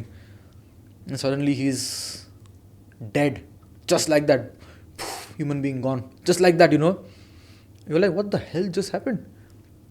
मेरे सामने गया वो. Bro, that phone call. I wish nobody has to ever do that. How can you tell a young wife that the father of your 8-month-old daughter is not coming home, he's dead? How do you say these words? You know, how? You know the only question she asked me? Were you able to bring his body down? किस मुंह से ना बोलूं? नहीं ला पाया, नहीं ला सकते. वो मेरे, जब उसने सवाल पूछा, मुझे साइलेंट, स्तब्ध, बस. That was the only time I spoke to her. So this is one side of mountaineering, right? मैं क्यों बोल रहा हूँ ये? It's not all lala, it's not all motivation. There's a very serious side to it. And I know a lot of people who follow me want to climb mountains, and this is a side they need to be aware about, right? And ये हुआ, and उसके just 15-20 minute बाद, you know, I started walking down and composing myself path. It happens, it happens, it happens, it happens. बोल रहा था अपने आप को. 15-20 मिनट बाद मेरे हेल्थ के साथ कुछ होने लगा यार. To a point where I was losing energy to a point कि मैं बैठा और मैं उठ नहीं पा रहा हूँ. अभी आप सोचो, आप बैठे हो और आप उठने की कोशिश करो और आपके पैरों में उतना दम नहीं है कि आपके बॉडी को उठा पाए. Do you understand how freeze हो गए थे? नहीं, आपको बोलता हूँ क्या हुआ था. So just imagine, you know, your legs are becoming like a lifeless rubber. It is such a helpless feeling to have, भाई. वहाँ पे हो, especially जहाँ पे हो, अगर आपके पैर काम नहीं करते तो मर जाओगे आप. कोई नहीं आने वाला बचाने आपको. I guessed मेरे पैर शायद पैरालाइज होने लगे हैं. सेंसेशंस था, लेकिन ताकत नहीं थी. मैं हिला नहीं पा रहा था पैर को भाई. अगर यहाँ से यहाँ करना था, it felt like a monumental task. मैं बैठा हुआ ऐसे, मेरे मर गया मैं अभी तो. समझ में नहीं आ रहा है. वहाँ पे दिमाग भी काम नहीं करता है उतना अच्छे से, यू नो. मैं तो एक्सेप्ट कर लिया कि भाई हो गया, क्योंकि आप चल नहीं सकते तो मरने वाले हो, ये क्लियर है मेरे माइंड में. उस टाइम में मेरा शेरपा थोड़ा मेरे पीछे था. मैंने एक्सेप्ट कर लिया कि जिस तरह से मेरी हेल्थ डिग्रेड हो रही है, maybe within the next 45 minute to 1 hour I will leave this body. ख़त्म हो गया. यस, एक्सेप्ट कर लिया मैंने कि हो गया. Back then I was not a very big believer in higher power, let's say. No fool like a young fool, no. कह रहा है उसमें क्या मानने का, मैं अरे हम ऐसे होते. It's okay, it's a phase, everybody should go through that, no problem. पहली बार मैंने बोला अगर हो साला, अगर सुन रहे हो, just give me 30 seconds with my loved ones. 30 साल नहीं मांगा, 30 seconds. क्या करने के लिए? कोई बड़ी एनलाइटनिंग चीज़ बोलने के लिए नहीं. जस्ट यही कहना था that I love you parents को और कौन, and that I am thankful. I felt so stupid for wasting 24 years of my life for things which I could have said in just 30 seconds. 30 second में जो बोल सकता था वो मैंने बोला नहीं, और अब मौत के मुंह में आके ये सिंपल चीज़ें मांग रहा हूँ, तो मालूम पड़ा भाई तेरा टाइम गया. Opportunity gone is gone, time gone is gone. Very interesting. When you are on your deathbed, when you know you're going to die, it acts like a very powerful filter. Whatever is not important, it doesn't matter. And what did not matter in this moment to me, climbing Everest. Just 2 hours before, I had summited Everest. 9 years of my dream just got fulfilled. It meant nothing to me. That's when I realized, shit, I was chasing something which actually means nothing. Only what is important remains when you are going to die. Because ज़िंदगी एक मौका है वो चीज़ें करने के लिए जो सच में इम्पॉर्टेंट है. जो आप सोचते हो इम्पॉर्टेंट है वो तो छीन लेगी मौत. तो मैं बोला भाई ज़िंदगी वेस्ट गई भाई, ये सारी चीज़ें चल रही है वहाँ बैठे बैठे, एंड मुझे बोलने में 2-3 मिनट लग रही है, बट वहाँ पे इंस्टेंटेनियस थॉट्स थे ये सब. ये मोड में था ना. I recorded a video there as a last message, जो मैं आज तक देख नहीं पाया हूँ खुद भी. पता नहीं मैं देख पाऊंगा कि नहीं कभी वो, मेरे में हिम्मत नहीं है. मेरे में हिम्मत नहीं वो वीडियो देखने की. ये सब कर रहा था ताम झाम, तब आया मेरा शेरपा, क्योंकि बैठना मना है, चलते रहना है. बैठोगे तो मर जाओगे. वो आया एकदम गुस्से में. बैठोगे तो मर जाओगे क्योंकि बॉडी फ्रीज हो जाएगी. और वेरी गुड क्वेश्चन. फ्रीज तो इवेंचुअली हो गए, इमीडिएटली नहीं. पूरी रात चढ़ रहे हो आप, नींद नहीं हुई है, एकदम नींद में होते हैं आप, पूरा एकदम ज़ॉम्बी मोड में चल रहे होते हैं. अभी 80% mountaineering deaths happen on the way down. Why? Because all that focus is there for the summit. वो बेवकूफ़ भूल गया है that is just 50% of the journey. नीचे पहुंचना है भाई, समिट करके उखाड़ नहीं लोगे अगर उसके बाद मर गए तो. So maximum people lose focus on the way down, and then you're climbing throughout the night. No food. Well, for me it was different.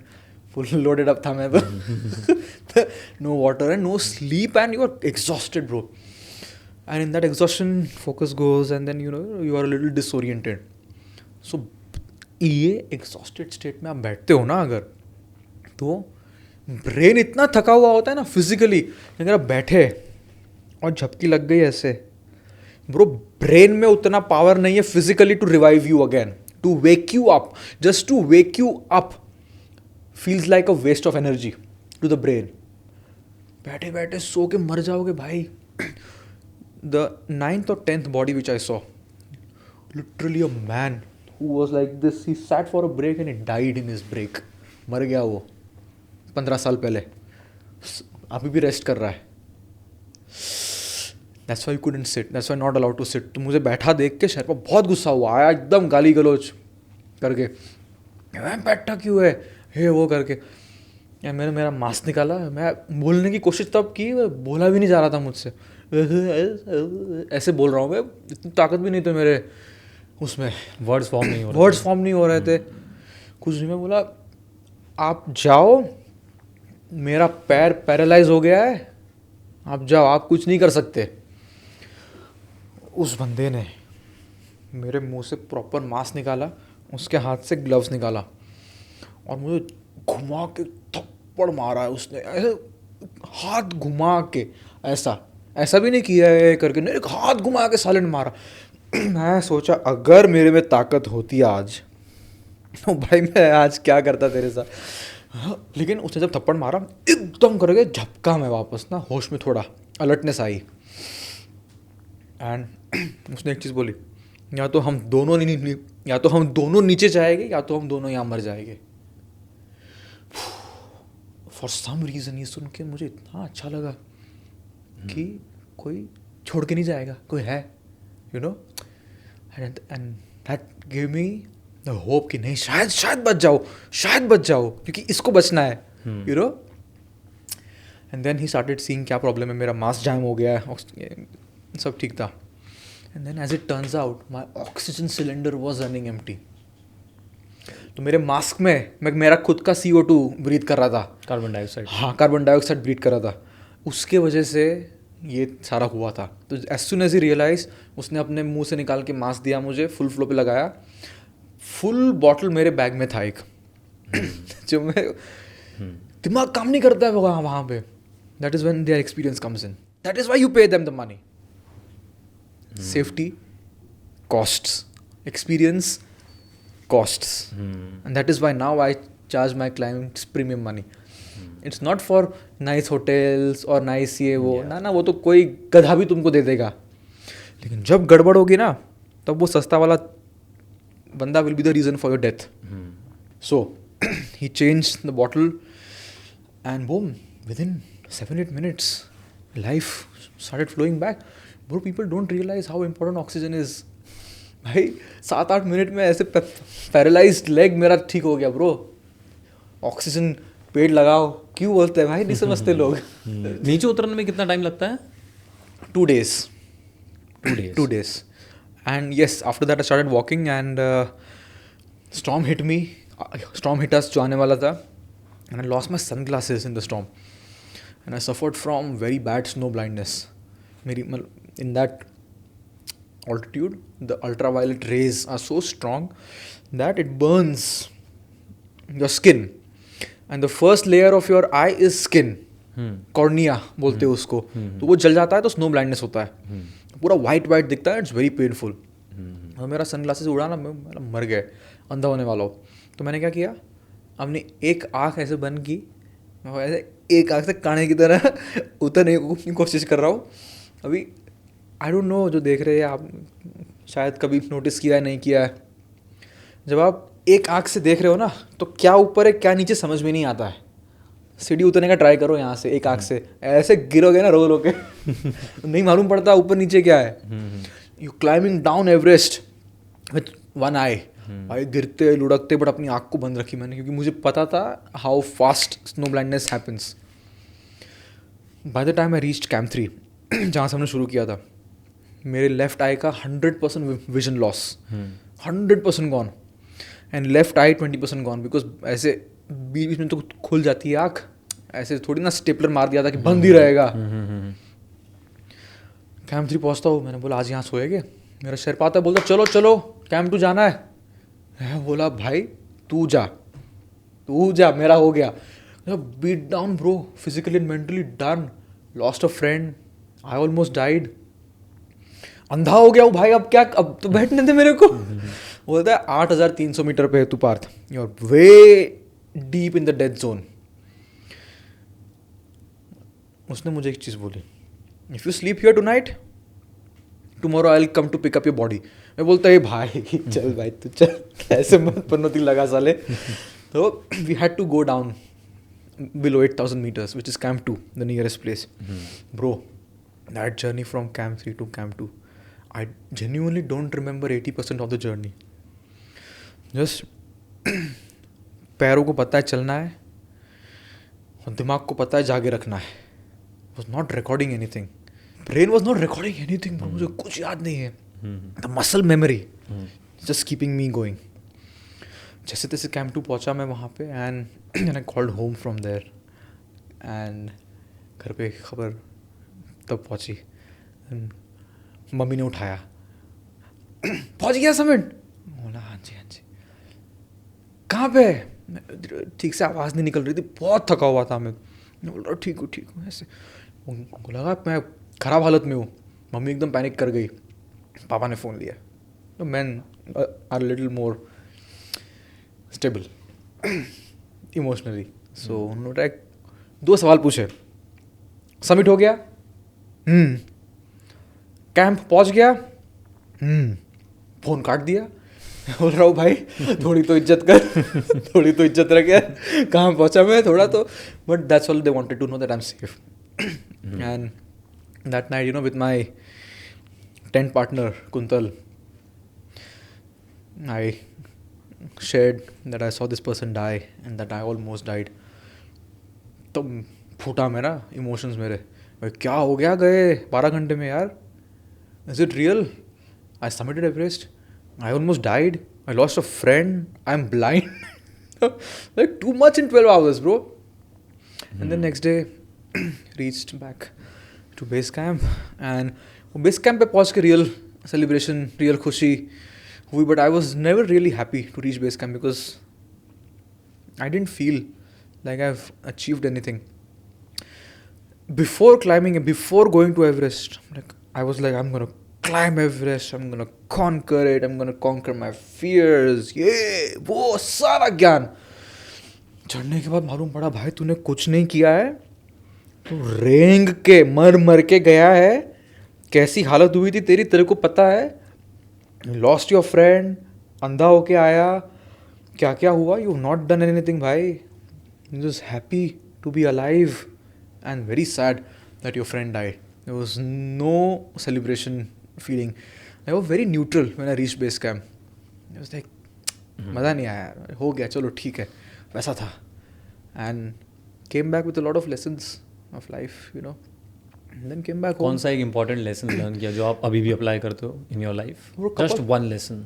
You only realize the importance of life when you are going to die. I'm telling you this.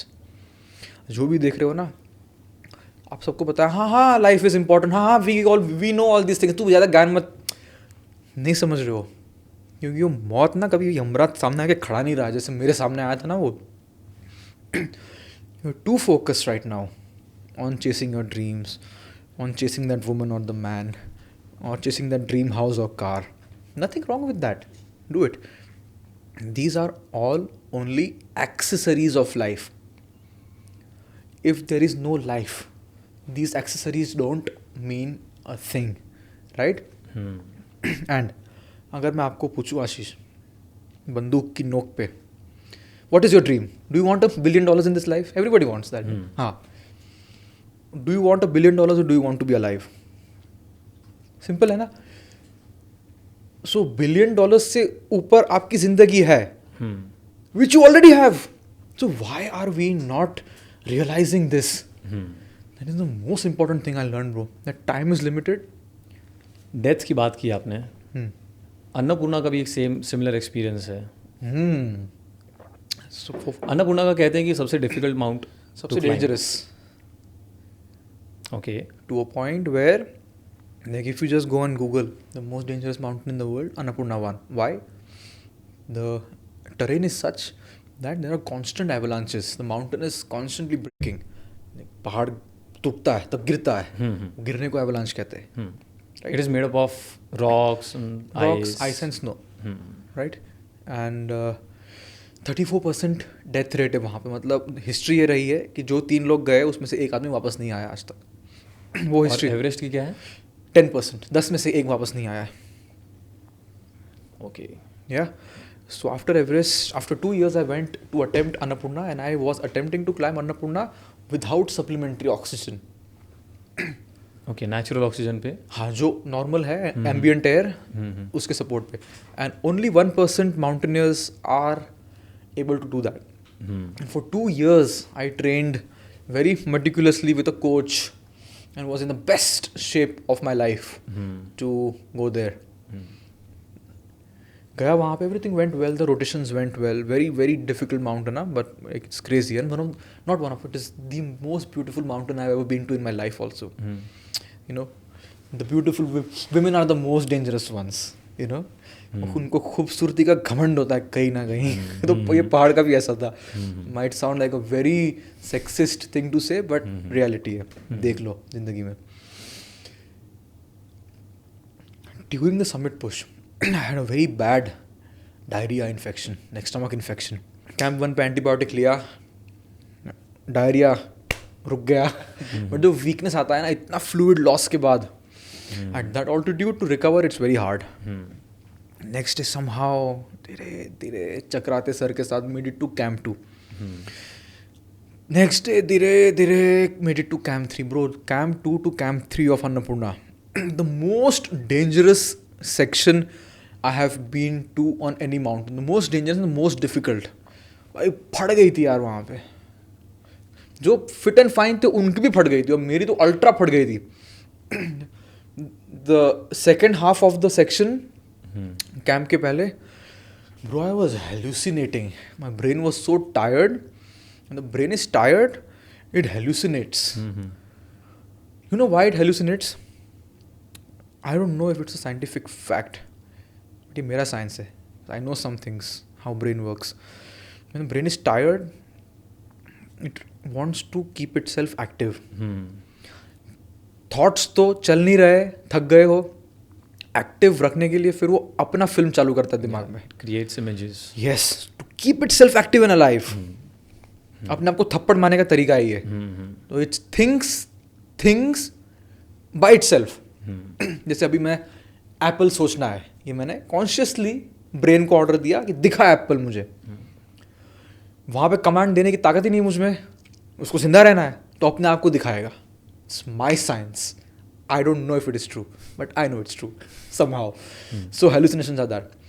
भाई ऐसे में आंखें खुली है, snow है सामने, चढ़ रहा हूँ, चीज़ें दिख रही है. क्या दिख रहा था? Complex mathematical equations. एंड वो इक्वेशंस को ब्रो सॉल्व कर रहा हूँ मैं. भाई हालत ख़राब थी मेरी. And I knew I am hallucinating. I was so tired and so screwed up bro on the most dangerous section of the mountain. Reached camp 3, सोया. आंधी चली हुई है बाहर, thunder storm. Thunder and storm. बिजली कहाँ देखते हो आप? बिजली ऊपर. यहाँ पे बिजली आसपास में हो रही थी. बाजू में आवाज़ आ रही है नीचे से बिजली की. बोल रहा भाई क्या चल रहा है ये, कहाँ फंस गए हम लोग ये. एंड बिजली का आवाज़ और आइस ब्लॉक का टूटने का आवाज़ बहुत सेम होता है. तो हमको समझ में नहीं आ रहा है कि ये हमारे ऊपर आइस ब्लॉक टूटा है कि बिजली हो रही है.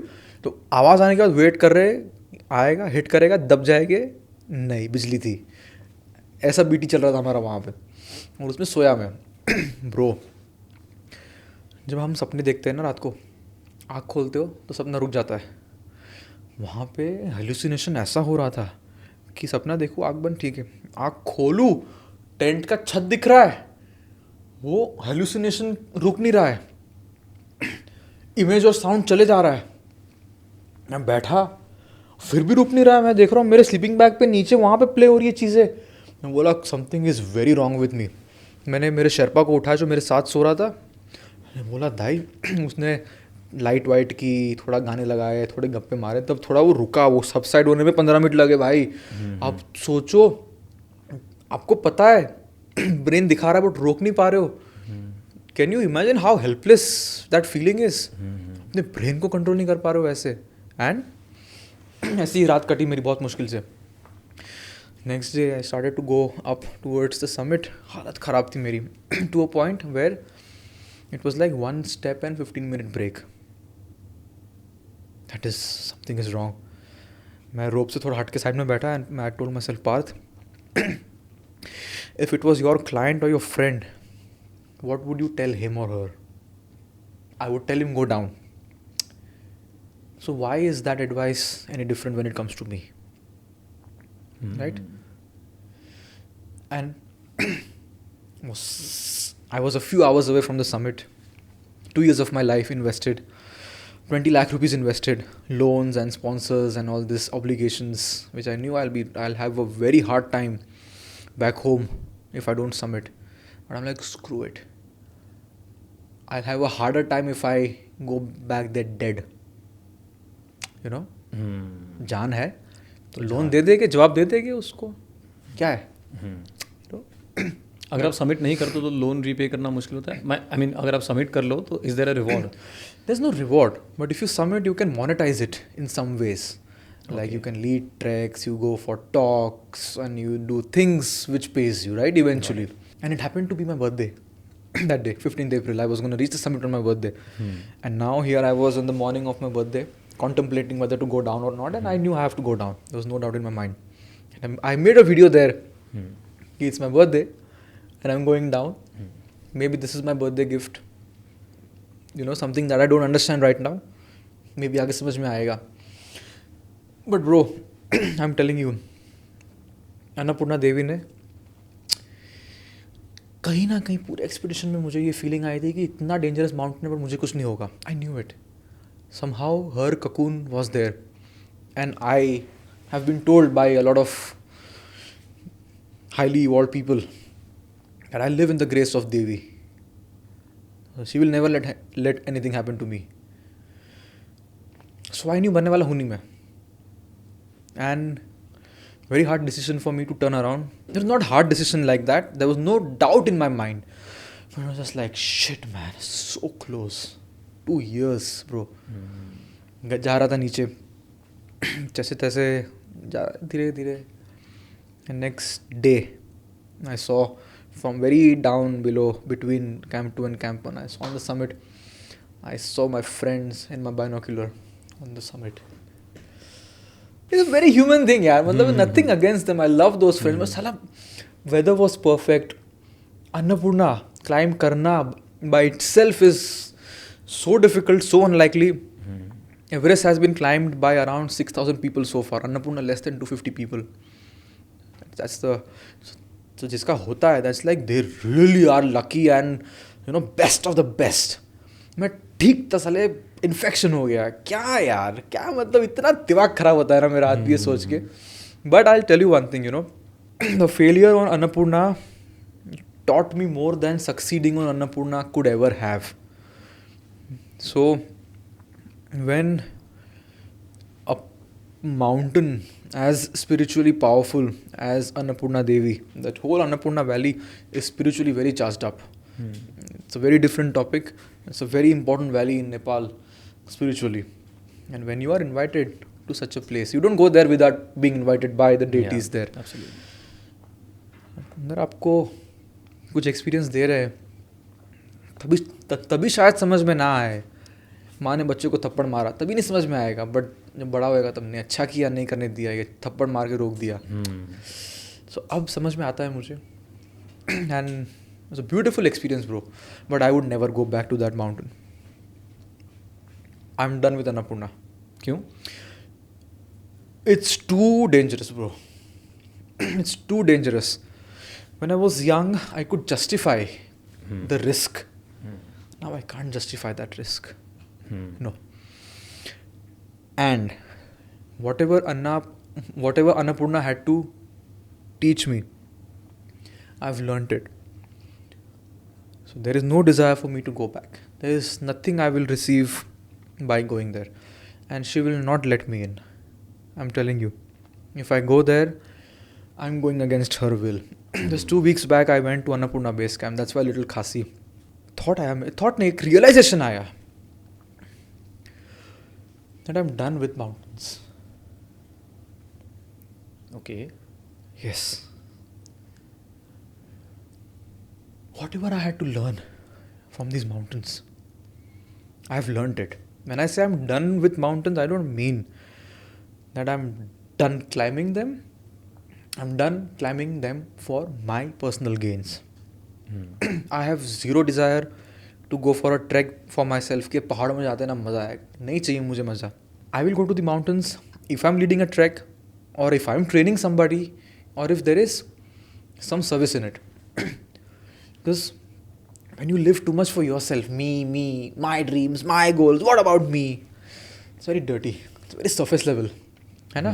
But when through whatever you know, if you live for others, that is where the real satisfaction of things is. When I lead my clients to the mountains, I feel so much better than me standing on top of the world. When I coach a client now and he reaches their dream mountain, bro, that is enough for me. Training की बात की आपने. Yes. Let's start with the training. Yeah. कि एक mountaineering के लिए क्या किस टाइप की ट्रेनिंग है mentally and physically? I'll break it down into proper steps. ठीक है? There are 3 dimensions. One is skills, one is experience, and one is physical and mental fitness. I don't separate physical and mental fitness because body and mind are not two different things. I'll come to it. Skills. अगर आपको किताब लिखनी है, you have to start with learning ABCD. Now the ABCD of mountaineering is taught in 5 or 6 institutes are there run by government in India, where they teach you to climb mountains. The first course is the basic course. That's how you start. You get an A grade in that 28-day course. You move on to advanced course only if you've gotten an A grade. And you really have to be, मतलब गए से गए गुजरे हो तो ही आपको B grade मिलेगा. सबको मिल जाता है, कोई टेंशन नहीं है उसमें. एडवांस कोर्स में अगर आपको A grade मिल गया, then you are officially qualified to go on expeditions. Then after doing these courses, the first dimension was done. Basic ABCD सीख गया था. अभी आप ABCD के वर्ड्स और सेंटेंसेस फॉर्म कैसे करना सीखते हो? प्रैक्टिस से, है ना? There is no school in the world who can teach you how to form sentences और how to articulate. No, I have an apple, वहाँ तक सिखा सकते हैं. I have an apple, but उसके ऊपर तुम्हें अगर एक पूरा पेज लिखना है, that comes with practice. So practice happens in the second dimension. Experience, real time पहाड़ चढ़ के. जब मैं रियल टाइम एक्सपीडिशंस पे जाना शुरू किया, जो मैंने कहानी बताई थी, Stok Kangri the first one, like this I started going. So I shifted my house completely to Ladakh. Engineering के बाद का टाइम है ये. May to October I was staying there completely, climbing mountains after mountains, mountains after mountains, practicing. So ये पहाड़ चढ़ के समझ में आया कि बुरा मौसम में फंसना सच में क्या होता है, एक्सीडेंट होना क्या होता है पहाड़ों में, रेस्क्यू करना क्या होता है, रेस्क्यू होना क्या होता है. रेस्क्यू भी हुआ हूँ मैं, पूरे गंदे तरीके से रेस्क्यू हुआ हूँ मैं. सो ये सारे चीज़ें कोर्स में आप ज्ञान के रूप में सीखते हो. सर्वाइवल करना भी सिखाते हैं. सर्वाइवल, नेविगेशन, वेदर रीड करना, स्नो पे क्लाइम करना, आइस पे क्लाइम करना, रॉक पे क्लाइम करना. You get better as you do it, है ना? ओके. एक पर्सनल क्वेश्चन आपने बोला तो मुझे याद है, मैं इसलिए आपको इंटरप्ट कर देता हूँ. एवलांच में अगर कोई फंस गया, हाँ, क्या, what is the hack? How do you survive an avalanche? ओम नमः शिवाय. और कुछ नहीं कर सकते. नो, प्रैक्टिकली अगर बात करें तो डोंट, एक इंस्टिंक्ट है, एवलांच आ रहा है ऊपर से, आपको लगता है सेफ्टी नीचे है, आप भागोगे नीचे, बट वो एवलांच से फास्ट तो भाग नहीं पाओगे. आप वो स्नो लेपर्ड तो हो नहीं. They run very fast. Bro, I have seen snow leopard run in the mountains. I am like, these are not earthly creatures, they are like next level shit, trust me. What you do is, avalanche अगर camera कहाँ पे, avalanche अगर ऐसे आ रहा है ना, you run out of the way, okay, perpendicular to it, not in line. That is one thing. If the terrain is such where you can escape, first. Secondly, if you are caught in an avalanche and if you are being flown into it, like caught up and जा रहे हो, बह रहे हो, try to swim up. Try to keep yourself as high as you can. Because क्या होता है ना, एवलांच में क्यों मरते हैं हम लोग? एक तो अगर नेक वेक टूट गया, स्पाइन टूट गया, सर पे लग गया तो वो अलग बात है, उसको तो कंट्रोल में है नहीं आपके. दूसरा प्रॉब्लम क्या होता है ना, आप दब जाते हो नीचे. और दब जाते हो और जिंदा हो ना भाई, वो बहुत गंदी मौत होती है. जिंदा हो, ठीक हो, यू चोक एंड डाई, बहुत गंदी मौत होती है वो.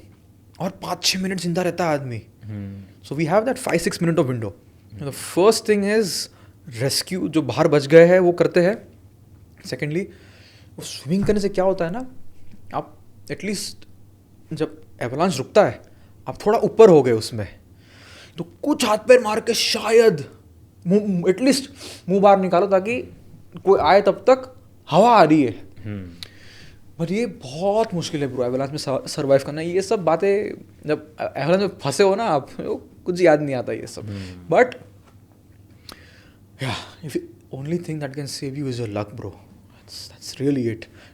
There's a big factor of luck when you're climbing mountains. So don't piss off any gods before you go to the mountains.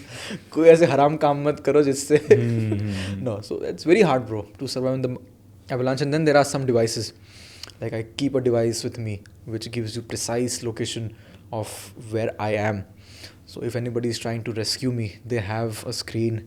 We all have screens and that device on which we can see जो हमारे climbers का जो भी device उसमें हमने lock किया है, you can see them. So इसके थ्रू हो जाता है। Okay, but yes, coming back to the preparation part, training का third part, physical and mental. First part was skills, second part was experience. And when you are experienced, you know, you have big goals. For example, as 2017 में I decided to climb Everest. I give myself 2 years to get physically strong and to raise the money. Physical fitness to climb mountains is a very specific thing, in the sense it has to be approached like you approach any niche. अगर आपको marathon की तैयारी करनी है तो एक proper training plan होता है। अगर आपको एक साइकिलिस्ट बनना है अच्छा, एक प्रॉपर प्लान होता है। I realized कि माउंटेनियरिंग के लिए कुछ है ही नहीं ऐसा। Nobody is coaching you to climb mountains. You go to the gym and tell them I want to climb mountains, coach me. ऐसे बाइसेप कर्ल कराएगा, बोले घोचू ये काम नहीं आने वाला मेरे। You know, वो बोलता है भागो, जबकि मुझे मेरे अनुभव से पता था कि फ्लैट में भागने से और एलिवेशन पे भागने से बहुत फ़र्क है। So I realized that ये जिम वालों को कुछ पता नहीं है, उनको पता है कि इसको कैसे फुगाए। और जिम वालों को मैं, ये ट्रेनर्स को मैं जब भी ट्रैक पे लेके जाता हूँ ना, 100 मीटर में सबसे पहले वही फंसते साले, उनकी फटती सबसे ज़्यादा।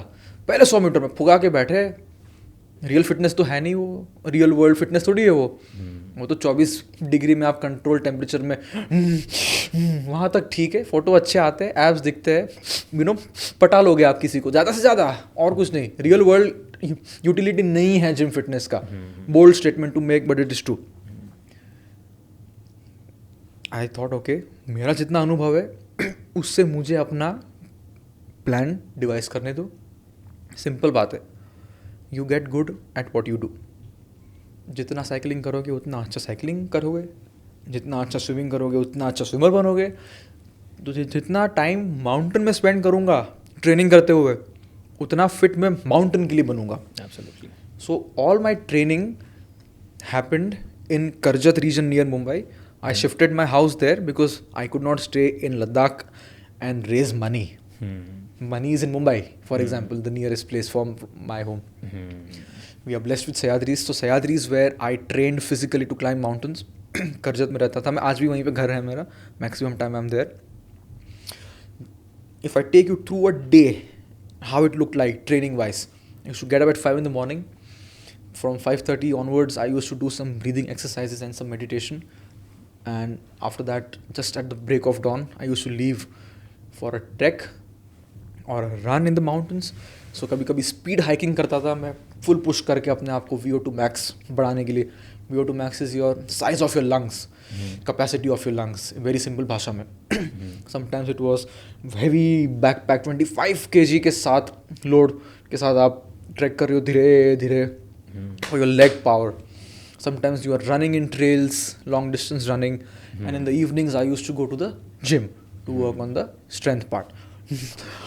ये नहीं, those strength workouts were very different. They were movements which you do in the mountains, which are, you know, for example, step ups करना है, step down करना है, so ऐसी कुछ चीज़ है. So एकदम vaguely explain किया मैंने, but this is how it was. And the mental part of it. Yes, मैं उसी पे आ रहा था ना, because people separate physical and mental. If you have a healthy body, you will have a healthy mind. The first step to being mentally stable and strong is to get a healthy body. In that process of getting the healthy body, you will have to become disciplined. That discipline brings mental control. That mental control is what being mentally strong means, right? What does mentally strong being mean? कि मुझे ये नहीं सोचना है but मैं उसको रोक नहीं पा रहा हूँ, मुझे ये फील नहीं करना है बट मेरा कंट्रोल ही नहीं है. तो you know, Discipline. yes, discipline and having that mental control is what being mentally strong means. I used to push myself every day mentally. Bro, I used to do 24-hour treks twice a month. No food, no water, no rest. These three things. Not a sip of water, bite of food or a second of rest. धीरे धीरे चले जा रहा हूँ. क्यों? All the trainers said, it is absolutely unscientific, कुछ नहीं होगा. मैंने पूछा, when did you climb Everest? Then shut up then. You know, why I did this? Yes, physically it is detrimental. But after 24 hours of, you know, while, because in the dead zone you can't eat, sleep or drink water. It's not for the body, for the mind to know कि 24 घंटा खाने पीने के बिना चल सकता हूँ मैं. You should appear to be very strong in your mind, and that comes with doing hard things, overcoming it and becoming competent towards that. ये जो मेंटालिटी है, ये जो पुश करने वाली मेंटालिटी, ये हेल्प करती है जब से फॉर एग्जांपल अन्नपूर्णा आप गए थे. Yes. सबमिट नहीं हो पाया. That was, I won't call it a failure, but It was a successful failure. Successful failure. तो उस टाइम के बाद how do you make a comeback? Is it because of this mentality? No, bro. The comeback will be a problem only when you regret your decision, right? कि मैंने कुछ गलत किया. Shit. There was zero regret. Because मेरे अन्नपूर्णा की documentary में मैंने and में एक सेंटेंस बोला है which became a very big famous quote in the mountaineering world. Let me not screw this up. That summit is not success. Safety is success. Summit is an added bonus. And मेरे जिंदगी का crux अगर किसी को लेना है ना as a mountaineering mentor, अगर मुझसे किसी को कुछ लेना है, these 3 sentences, that's it. These 3 sentences will give you the mindset to do whatever you want to do in the mountains safely. This should be the foundational 3 lines. So this safety is success. I came back safe, hence I was successful. Yes, it was sad. It was a very sad thing, but there was no regrets, bro. I was happy to be back. Very happy to be back safely. And 3 Russians died in that season. So, no, comeback is possible only when you don't regret your decisions. हमने starting में बात की थी इसमें से return on investment क्या है, future क्या है, आप कैसे पैसे बनाओगे. Just to give an idea to the viewers के से फॉर एग्जांपल अगर कोई अभी इसमें आया है माउंटेनियरिंग में, how much money can he और she make if you want to give a ballpark It's figure? a very good question, and see, there is no ballpark figure because see, okay, अगर आप jobs कर रहे हो, then as a guide you can get paid 1500 to 4000 a day, depends what is your experience. That is a job, ठीक है. If you have a little bit more enterprising mind, today is such a beautiful age. Whatever you are good at, you can create businesses in that, right? So that is what I have done. Just to give people an idea how I make money, so how you can make money also if you want to, but it takes a lot of guts and an open brain. You can't think, you know, you have to think in branches. The first thing I do is I lead treks and expeditions. That's how I started. Then I organize treks and expeditions under my company Phoenix Experiences. I make content on YouTube. Most people think of me like a YouTuber now. That's how much content I make about climbing mountains. That is where money comes in through revenue and through sponsorships. 4th way is getting actual sponsorships through climbs. Representing brands, them paying you money to represent them. 5th thing what I do is I talk. I've learned to speak nicely somehow. So I give motivational sessions, but I don't like that word. I have to find a better word for that. So I go to schools, colleges, corporates, conferences. They pay me money to climb mountains. So ये देखो जितनी भी चीज़ें मैं कर रहा हूँ, these are all branches of climbing mountains, right? So अगर दिमाग खुला है ना आपका, तो बहुत कुछ कर सकते हो. And like any business, you can scale it to wherever you like. whatever level you like, right? If you have it in you, that rigor, that business mind, that scaling mentality, then you can scale it to wherever you want to. This Phoenix Mountain training, just wait and watch where I take it in the next 10 years. Wow. So दिमाग खुला होना चाहिए वैसे. So this profession, to end this question answer, this is the golden age of mountaineering. It was not a golden age when Edmund Hillary climbed it, because only they could climb it. Today, you can make mountains your life only if your brain is open, only if your mind is open. We are in the golden age. आजकल सबको पहाड़ चढ़ना है. तो वो पहाड़ सबको चढ़ना है means there is a demand. Are you able to supply the right things? Huge demand. सबको जाना है ना? बट ये जैसे एडवेंचर स्पोर्ट कैटेगरी में, हाँ. Right, is there a government job for this? Is there any quota category for this? I would have to say there are some government organizations, जैसे ये जो institutes है, वहाँ पे इंस्ट्रक्टर्स की जॉब कर सकते हो आप. बाकी इसके अलावा और गवर्नमेंट की तरफ से कुछ भी नहीं है जिसमें आप नौकरी कर सकते हो. मैं अपने पैर पे कुल्हाड़ी मारूंगा अभी एक चीज़ बोल के, और इसको रखना. गवर्नमेंट बॉडी है जो माउंटेनियरिंग को रेगुलेट करती है, Indian mountaineering foundation. What is the job of a foundation? To support upcoming people. That's the last thing that they do. They are the ones who give you the permit to climb mountains. मैं उनका permit भी नहीं लेता. तेल लेने जाओ, उखाड़ लो जो उखाड़ना है. तो governmentally point being, this is such a powerful body but with wrong people in it. Needs young blood in it, young leadership in it. People like me, for example, I would love to be a part of IMF, but not if these people are around. Because there needs to come a structure in governmental dimension ताकि sport को आगे ले जाए.